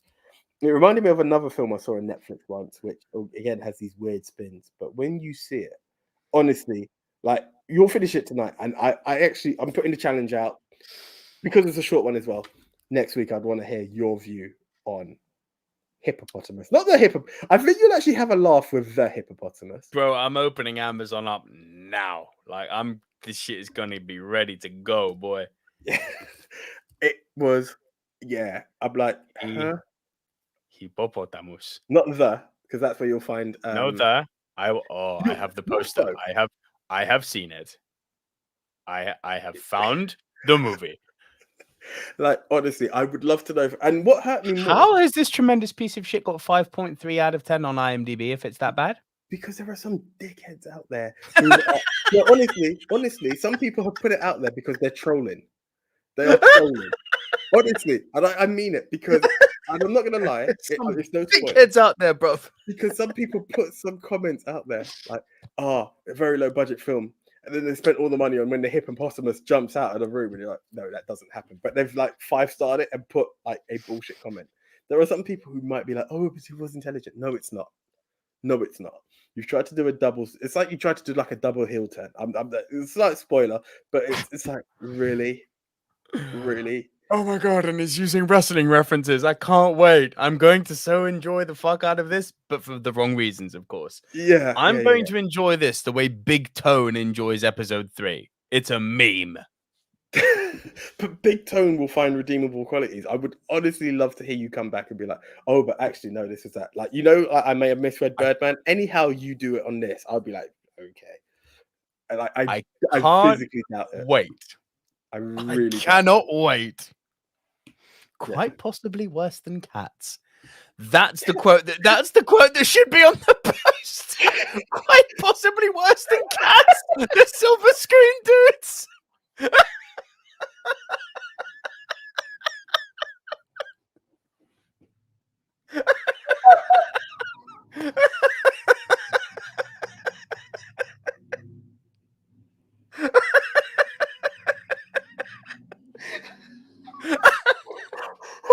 That's the one. That's your fucking quote from a reliable media outlet with 13 people watching live. Fuck yeah.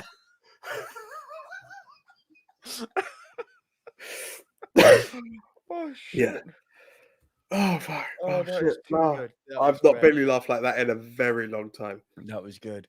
Oh, shit. Quite possibly worse than Cats. That is the quote, mate.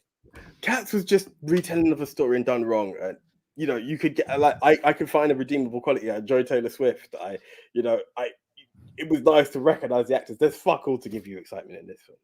Cats The had one. only bit that Cats they've had done- two words that are overused, but that still make me laugh. Jason Derulo. No, And then Andy Hart comes in. Who the fuck is Jason Derulo? I love it. Fucking love it. Oh, bro, I am mate. so Can ready the for it. porn please be gone? Good lord, there's a lot of porn tonight.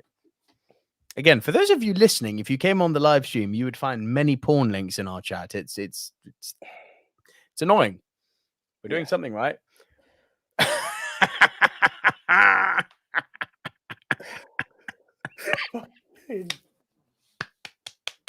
Actually, as much as you say that, I think there is a film called The Cats, but yeah, I'm not sure what it's called. Look at him trying to defend himself. No, Look at him trying. No, I'm not joking. There was a film I remember seeing once years ago, but it's like these what, and I'm talking like house cats. I'm not talking like big animals.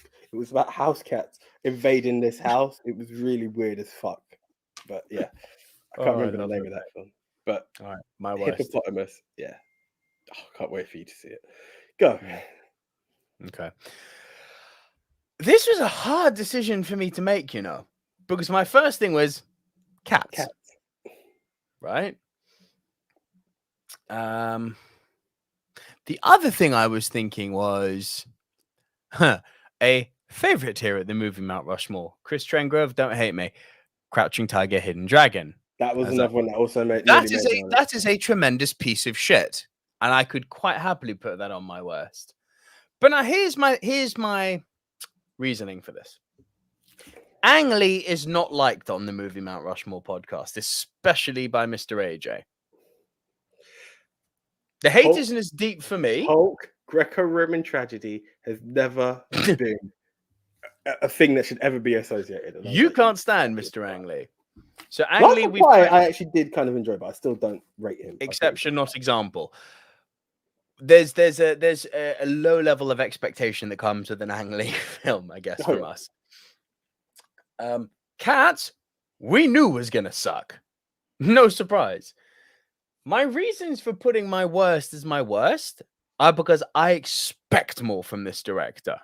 Motherfucking Alfred Hitchcock, The Birds.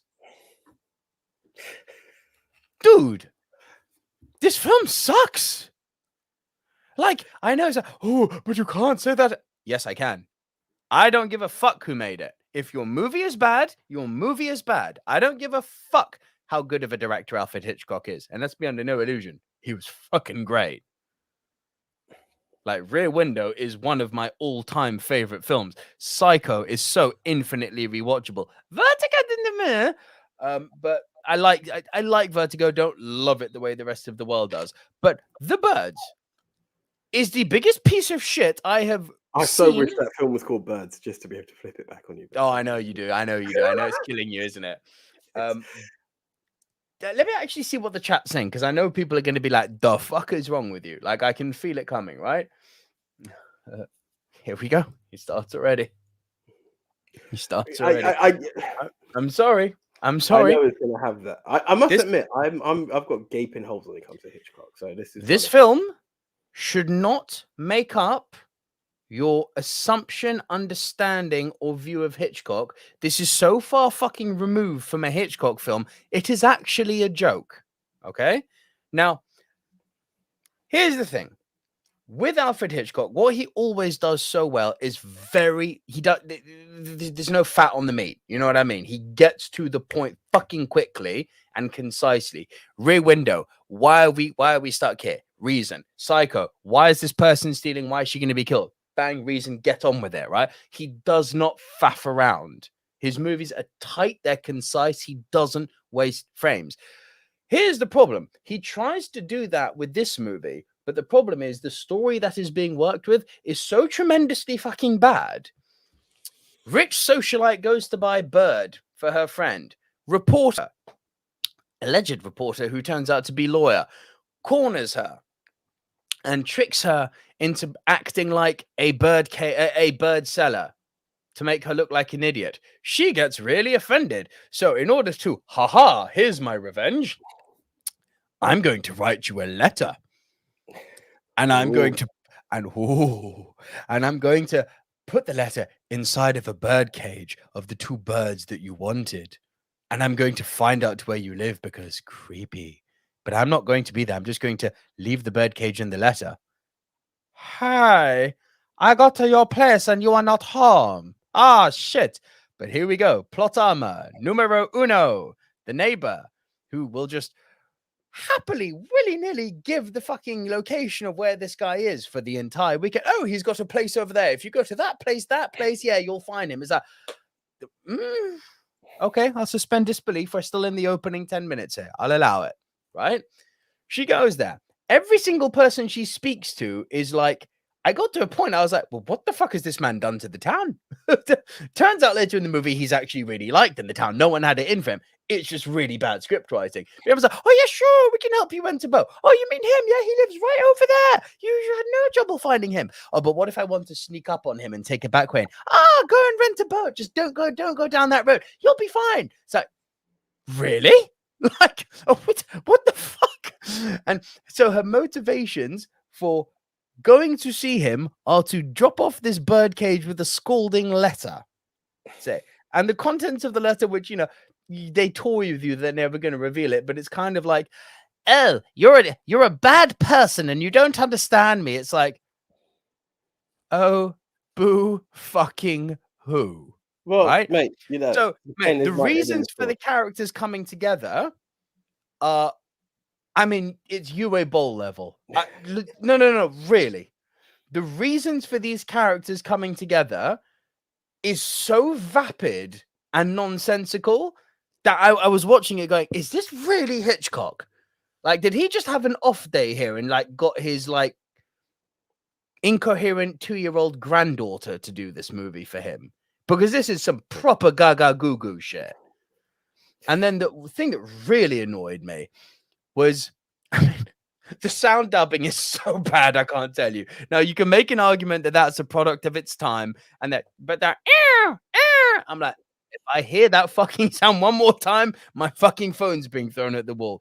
Yes, I'll give that a pass because it's the fucking 1950s or whatever. So sound dubbing isn't what it is now, obviously. That sort of thing you look at through the prism of time, right? Yeah. The thing, when you already have a negative impression of a movie, anything that's negative, you kind of put into that same bucket. It's like, well, that pissed me off too. And then it gets to a stage where the birds basically start randomly attacking. No reasons provided, just birds attacking, right? The reason's never provided, by the way. I don't give a fuck what anyone says. Oh, but if you go online and read the film theory. Oh, but if you knew how Hitchcock made the movie, he was basing it off of a real life event with birds. Beyond a film. Thank you. Anytime I don't want to fucking to be explained. Read about a fictional movie, what it was based off, to understand why the main thing in the movie is happening the reason it's happening in the movie. And it never explains that. No, just accept it. It happens. It's like, oh, shit happened. There's a lot of shit. Like birds attacking. Yeah. Are there reasons? No. Okay. And then the part that made me go, nah. I am now going to watch this as a comedy and enjoy myself. It's about 2/3 of the way through the movie where the birds have attacked again. And there's like, at this point, they have introduced you to the secondary, primary, and tertiary characters of the movie. You know who the players are in this set, yeah? Out of fucking nowhere, this old woman ornithologist shows up. An ornithologist, for those of you who don't know, someone who studies fucking birds. I'm like, are you actually taking the piss? So we've got all of the people who have made up the characters of this film all sitting in a bar sharing their experience of the shit that's happened to them recently. And like, oh, yes, and I got attacked. Oh, but that bird attacked me. And this woman, this ornithologist expert, who we've not seen at any point until now in this movie. Oh, and by the way, after this scene, we never see again either. So it's like, haha, plot armor. It's like, oh, well, you know, birds going all the way back to Archaeopteryx. Like, shut the fuck up. Who the fuck is you? Where have you been for the whole movie? And then the next scene, it's like, oh, And it's like, oh, why do we have this character here? Haha, because we have to have an expert to debunk what the expert is saying, to show the tragedy and the terror of what the birds are doing. Get the fuck out my face with that bullshit. Right? Now, there is one iconic scene. There is one iconic scene at the end when they are all driving away and the birds are all looking at them and eye-fucking them. Genuinely, that imagery is chilling and it is iconic. One fucking frame doth not make a good movie. No, you can't. I mean, and there are moments where it's like, okay, this is bordering on the creepy. Like, there's a moment where she's locked herself in the house with what's his face. I can't even remember the fucking character's name. It was so bad. AJ, focus on me here. I'm listening. I'm actually. So she's locked himself in the house, and the birds actually come in through the chimney. I'm like, okay, that was kind of creepy. I can roll with that. But then there's a scene later in the movie where they've literally boarded up everything. The windows are boarded up. The fucking chimneys are boarded up. Like, they're safe. They've boarded up any doors that the bird could come through.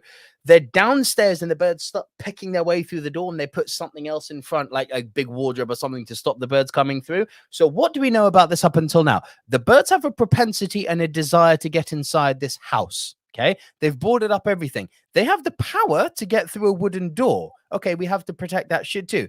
What happens to these silly cunts? They all fall asleep, and dumb bitch decides that she's, when she wakes up, she hears a fluttering upstairs.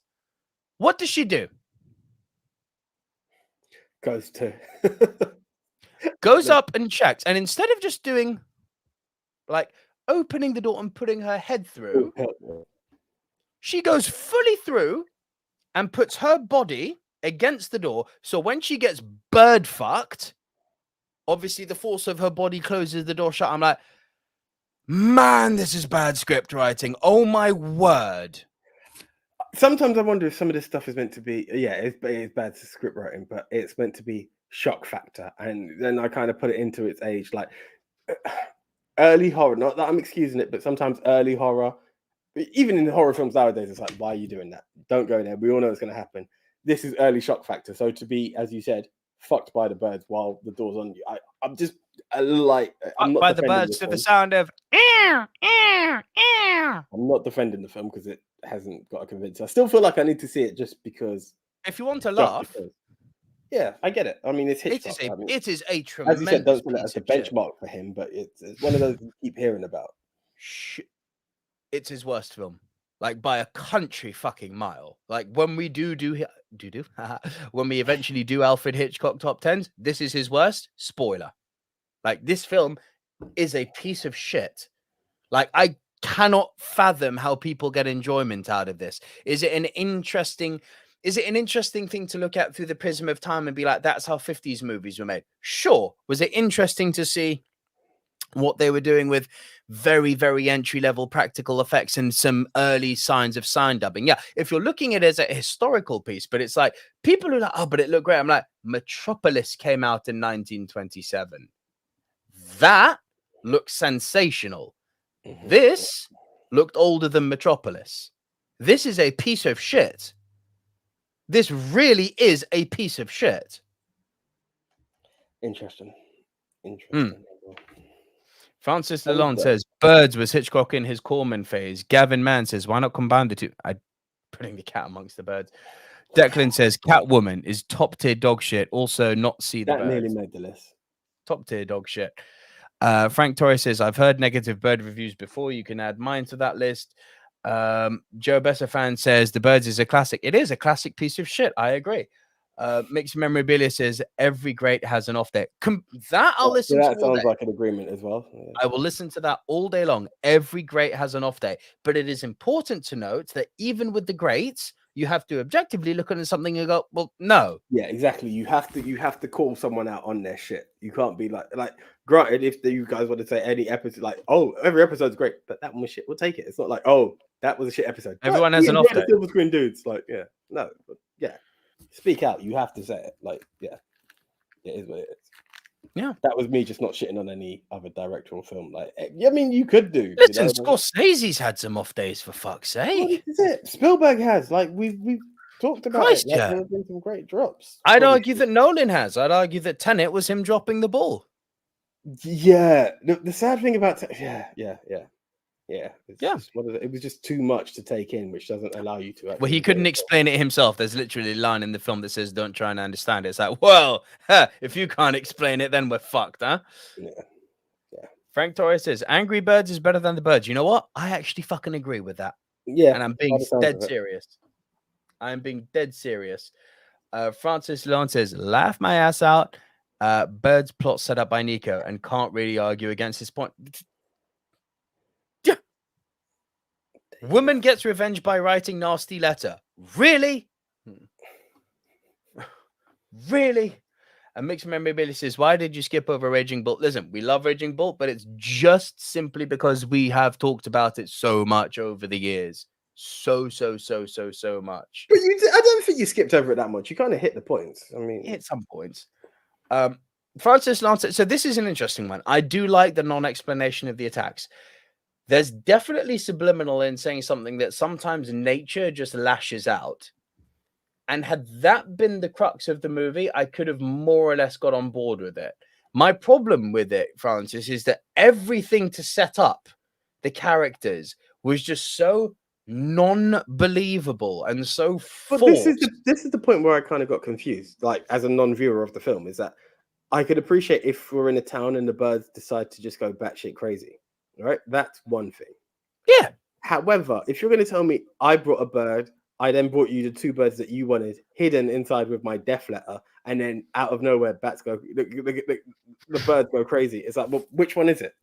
Right. Is it that they? And that's where I'm a bit lost in this whole storytelling. Like, it may be great viewing, but reason. Andy Hart even says nothing you say about the birds is incorrect, but I still liked it. Fair. Joe Bessafan says, "I've seen the birds at least a dozen times." Joe, you love that movie, bro. You are winning. You are winning at life. It all depends how you take it. If you're taking it for the, as you said, some people said, like spoof. I just think I saw from someone there. I think it was Chris. Then yeah, if you're going to take it for a lighthearted thing, but if you're taking it as a Hitchcock classic and it's meant to be this thriller / horror, then it's failed. It depends how you take it in. So it should be interesting to see how people have consumed this media. Well, Andy Hart has just literally taken the words out of my mind here, because this is what I thought I was watching at one point. Nature just lashes out. The Happening. There were I've told you about this film, AJ. The Mark Wahlberg, M. Night Shyamalan Ding Dong movie about plants decide to get angry. Look, real talk, this is Happening level for me. It's like shit just happens, there's no explanation, and the characters are bad. Tell me I'm wrong. Fair enough. We've both clearly got the same number one. I would think so, because we've got the same number one. Come on. By the way, interesting thing. When I put the question out on Twitter, I don't think I saw this movie get brought up. Interesting. I shit you not. By the way, before we reveal our number one, guys, I'd like everyone to start dropping in the comments now what your thought are, your Rushmore of movies with an animal in the title, please. And while we're waiting for that.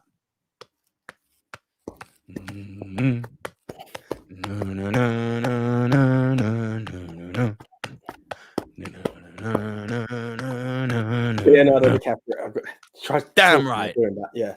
Leonardo DiCaprio, Martin Scorsese picture, The Wolf of Wall Street. Now this is a fucking film. So it's really funny, actually, because I think it was last week I brought it up unintentionally, and I was like, oh shit, yeah, oh my god, animal. Yeah.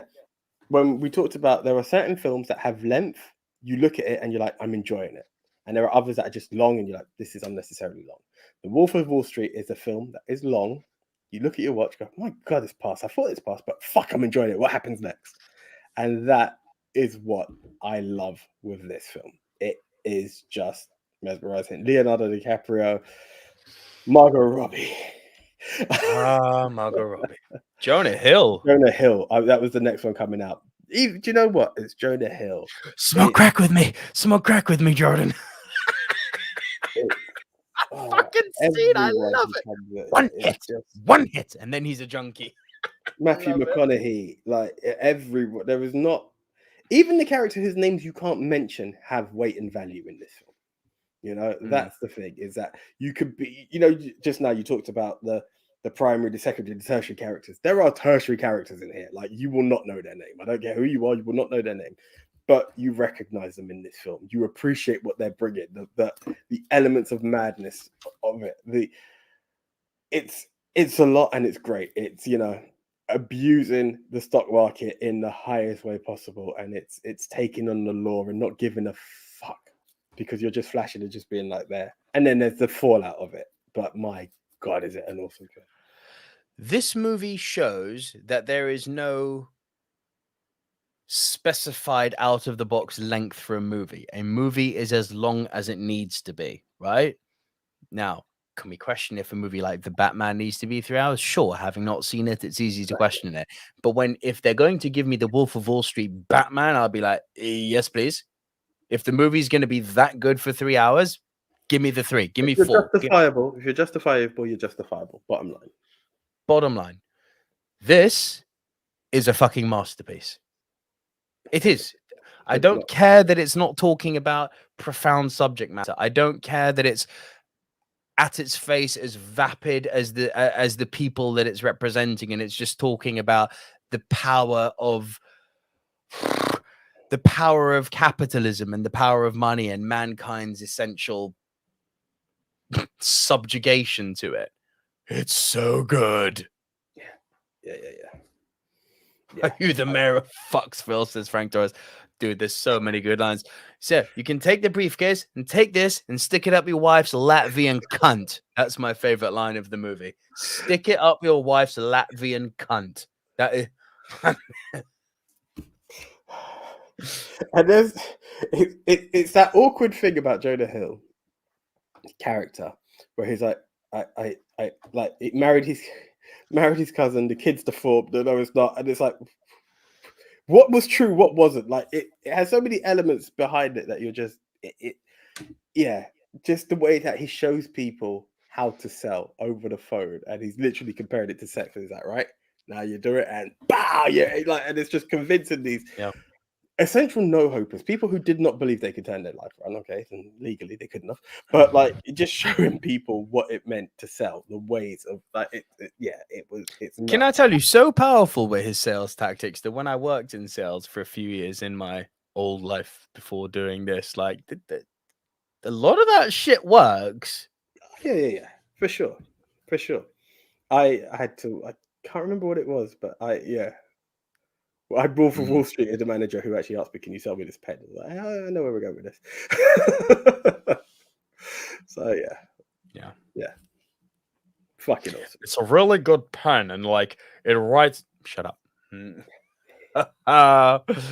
Yeah, and Frank Torres says the interview on the boat was epic acting between DiCaprio and Kyle Chandler. It really was. Yeah.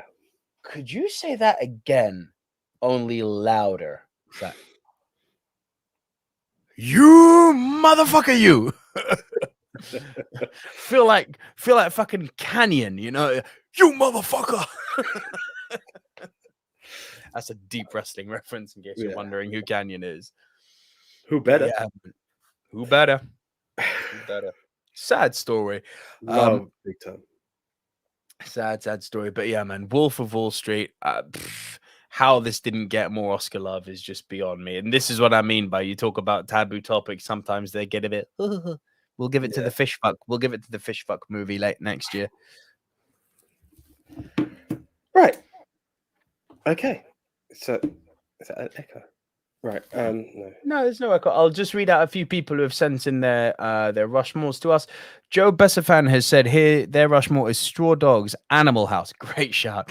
The Eagle has landed, and the Deer Hunter. Not one of AJ's favorites, that one. It's a difficult one. I will give it a shot, but it was just, it just didn't get me. Andy Hart has said Black Swan, Cat People, Raging Bull, and Reservoir Dogs. Something I'd like to work with you on there, AJ. Mixed Memorabilia says not in any order, but Raging Bull, One Flew Over the Cuckoo's Nest, Slumdog Millionaire, and Amores Perros. Slumdog's a good one. Gavin Mann says, Gavin Mann says Birdcage, Monty Python, and the Holy Grail. God damn it. Birdman, Beetlejuice. One Flew Over the Cuckoo's Nest, Jojo Rabbit, To Kill a Mockingbird, Batman, Silence of the Lambs, and Roger Rabbit. Go on, Gavin, putting Nice. Roger Rabbit at number 1. Love that. And the pawn's back. Blocking the pawn. Chris Trengrove is maybe the pawn was playing doggy style. That could be. Spank the monkey. Chris Trengrove has sent in The Silence of the Lambs, Crouching Tiger, Hidden Dragon. No. Amores Perros and Raging Bull. So, here's what I'd like to pitch to you, AJ. Hit me, bro. Andy's come quite close to what I'd like to pitch with one differentiation. So, cat people being the exception because I can't say I've seen it. But I was going to say sub cat people out for One Flew Over the Cuckoo's Nest, and you got quite a fucking Rushmore there. So you would want to eliminate. Let me see the list again, sorry. Black Swan, Raging Bull, Reservoir Dogs. But you want to put what instead of cat people? One Flew Over the Cuckoo's Nest. As opposed to our joint number 1. Which seems a bit weird to eliminate. Doesn't have to be, we're putting. Well, we can't have 2 Scorseses on. That's a good point. Declan says Wolf of Wall Street, Spider-Man 2, Raging Bull, Reservoir Dogs. Declan can have 2 Scorseses on. Yeah, I think Bull should be on there above Wall Street. I prefer the Wolf of Wall Street. I'm thinking about how the Twitterverse responds to this sort of stuff. But then I wonder if it's like remember the fact that I said no one on. Yeah, I know, but I'm wondering if it sounds weird to think like, was it the forgotten one? But it's like I don't believe this to be a hated film in the fact that it wasn't. Do you know, there's a part of me, maybe through to pain or forgetting. Part of me wants to put Grave of Fireflies, but then I think it's going to get massacred. No, I don't, bro. We've put Grave of the Fireflies on once, and it got like a fucking 4%, and it was in a category it arguably should have won. People just have not seen. Often I do this, and I don't have a beef with One Flew Over the Cuckoo's Nest, right? That over Jojo Rabbit. I'm just looking at the list. Yes. Okay. I'm still more than anything. I'm more torn about the Wolf of Wall Street over Raging Bull. Didn't get brought up, bro. I can only tell you the facts. Based on the fact that you viewers, the screeners here, are also the voters, which one would you go for? I'm intrigued because maybe it was. I'm not saying it's forgotten and oh wow, we the Silver Screen dudes have just reminded everyone, but yeah, I'm intrigued. A lot of people also asking about Silence of the Lambs, bro. I honestly thought it was on your list. That's the reason I kind of left it off, in fairness. But I understand why you left it off. And I bring it up too much. I want to mix it up. Never. Sorry, I have this strange fear that my charger is breaking. I just realized the light wasn't on, and it just gave me a panic. Do we actually? Yeah. Okay. Right. No, I've got a green light again. I just need to see a light on my charger. Okay. Frank Torres says Wolf over Bull, but Mixed Memorabilia says Raging Bull every time. Whoever comes in next is a deciding factor. I'm not even going to. Next person to answer gets the vote. Raging Bull or Wolf of Wall Street?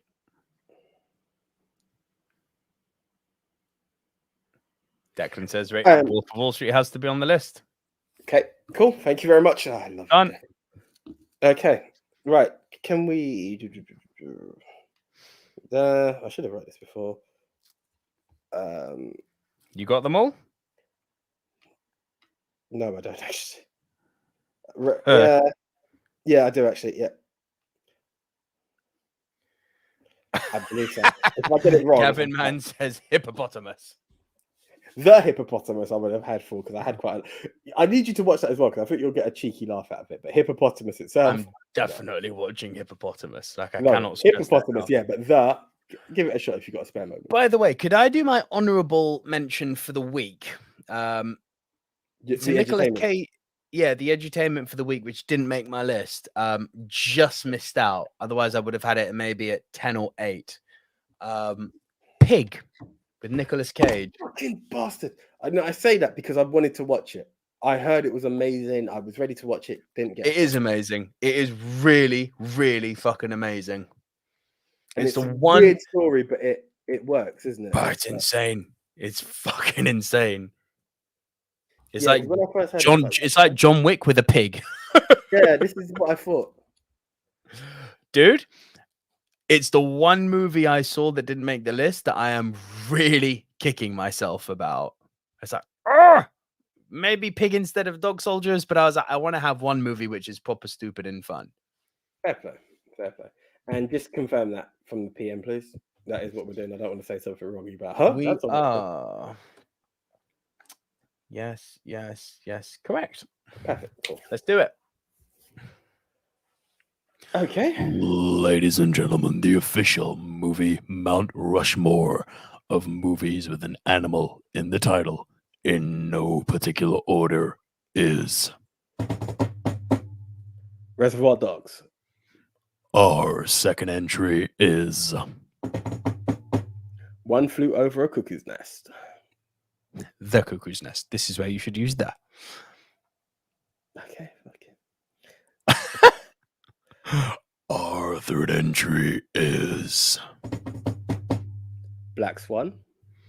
our final entry into the movie Mount Rushmore of movies with an animal in the title is You should have just done a chest beat for the last one, but hey, it's all good. Wolf of Wall Street. The Wolf of Wall Street.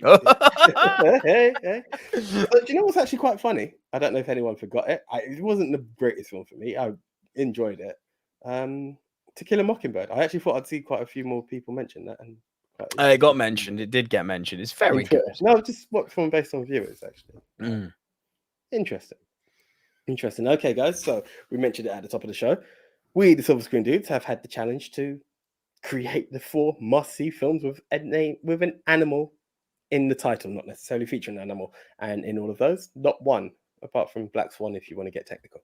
But right. So as we mentioned, it's now over to you, the screeners, to crown El Capitan, El Numero Uno, the King of Kings, the best of the best. And to quote Highlander, and I always am nervous, especially when Andy is around, in the end, there can be only one. Right. So how do you do that? Just head on over to @MovieMT_Rushmore, but more importantly, head over to the person that we will be retweeting and pinning. Good old JT at We Love movie polls for you. And again, you have Wolf of Wall Street, One Flew Over the Cuckoo's Nest, Black Swan, and Reservoir Dogs. You only get one vote because we are retweeting and pinning. And next week we will be announcing the winner at the top of the show. Francis Lalonde says best non-dystopian show this week. Thank you, Francis. Thank you very much. Guys, next week is a fun one. We are doing films, the top 10 films that start with the ending. Yeah. Mind blown. That's going to be a good one. So yeah, guys, if you could, just before you leave, if you haven't already, please hit the like button. As I said, it does help us with YouTube. YouTube likes us more when we get more people giving us thumbs up. And yeah, just spread the word, guys. Like, if you've got other people who are big movie buffs like you guys, please, like, tell them to come and join us on every YouTube, Tuesday. it's on Facebook, it's on Spotify, it's on iTunes, it's on Apple Podcasts, Castbox, Deezer, Spreaker, iHeartRadio, Podchaser, TuneIn, Stitcher, Geo7. Guys, we're everywhere. All you have to do is search for the movie Mount Rushmore. Thank you very much. That's my plead. And if you, speaking of please, if you do actually happen to like the content that we make, please do remember you can go to buymeacoffee.com/the movie dudes. Link for that is in the description. And for literally less, and I mean literally less than your daily Starbucks, substantially less if you're one of those veinty people, yeah, you can literally just show some love to the Silver Screen Dudes. No expectation, no pressure, but we'd be eternally grateful. And yeah, as Francis Lalonde says, if it's not on the podcast platforms, it is on the YouTubes and on the Twitters. I love this. I love how you've done Pandora's this. box has been Yeah, opened. I love it. Here we go. I fucking love it. But yeah, guys, please, if you can next week, bring some people along, bring some friends, share the episode with anyone who you think may be interested. But I guess that's all from us for this week. So we will always, guys, for anything else, just thank you for joining us on this journey. We do appreciate it each week, so thank you. So until the next time, I am the one AJ Anthony Jordan. Sorry, that's an amazing comment from Joe, best fan, who says, great show, guys. It's only 6:25 in Long Island. I have plenty of time to watch the birds tonight. Enjoy, Joe. Check out Love it, Hippopotamus as well if you've got plenty of time. Hippopotamus as well. All right, awesome, guys. Catch you all very soon.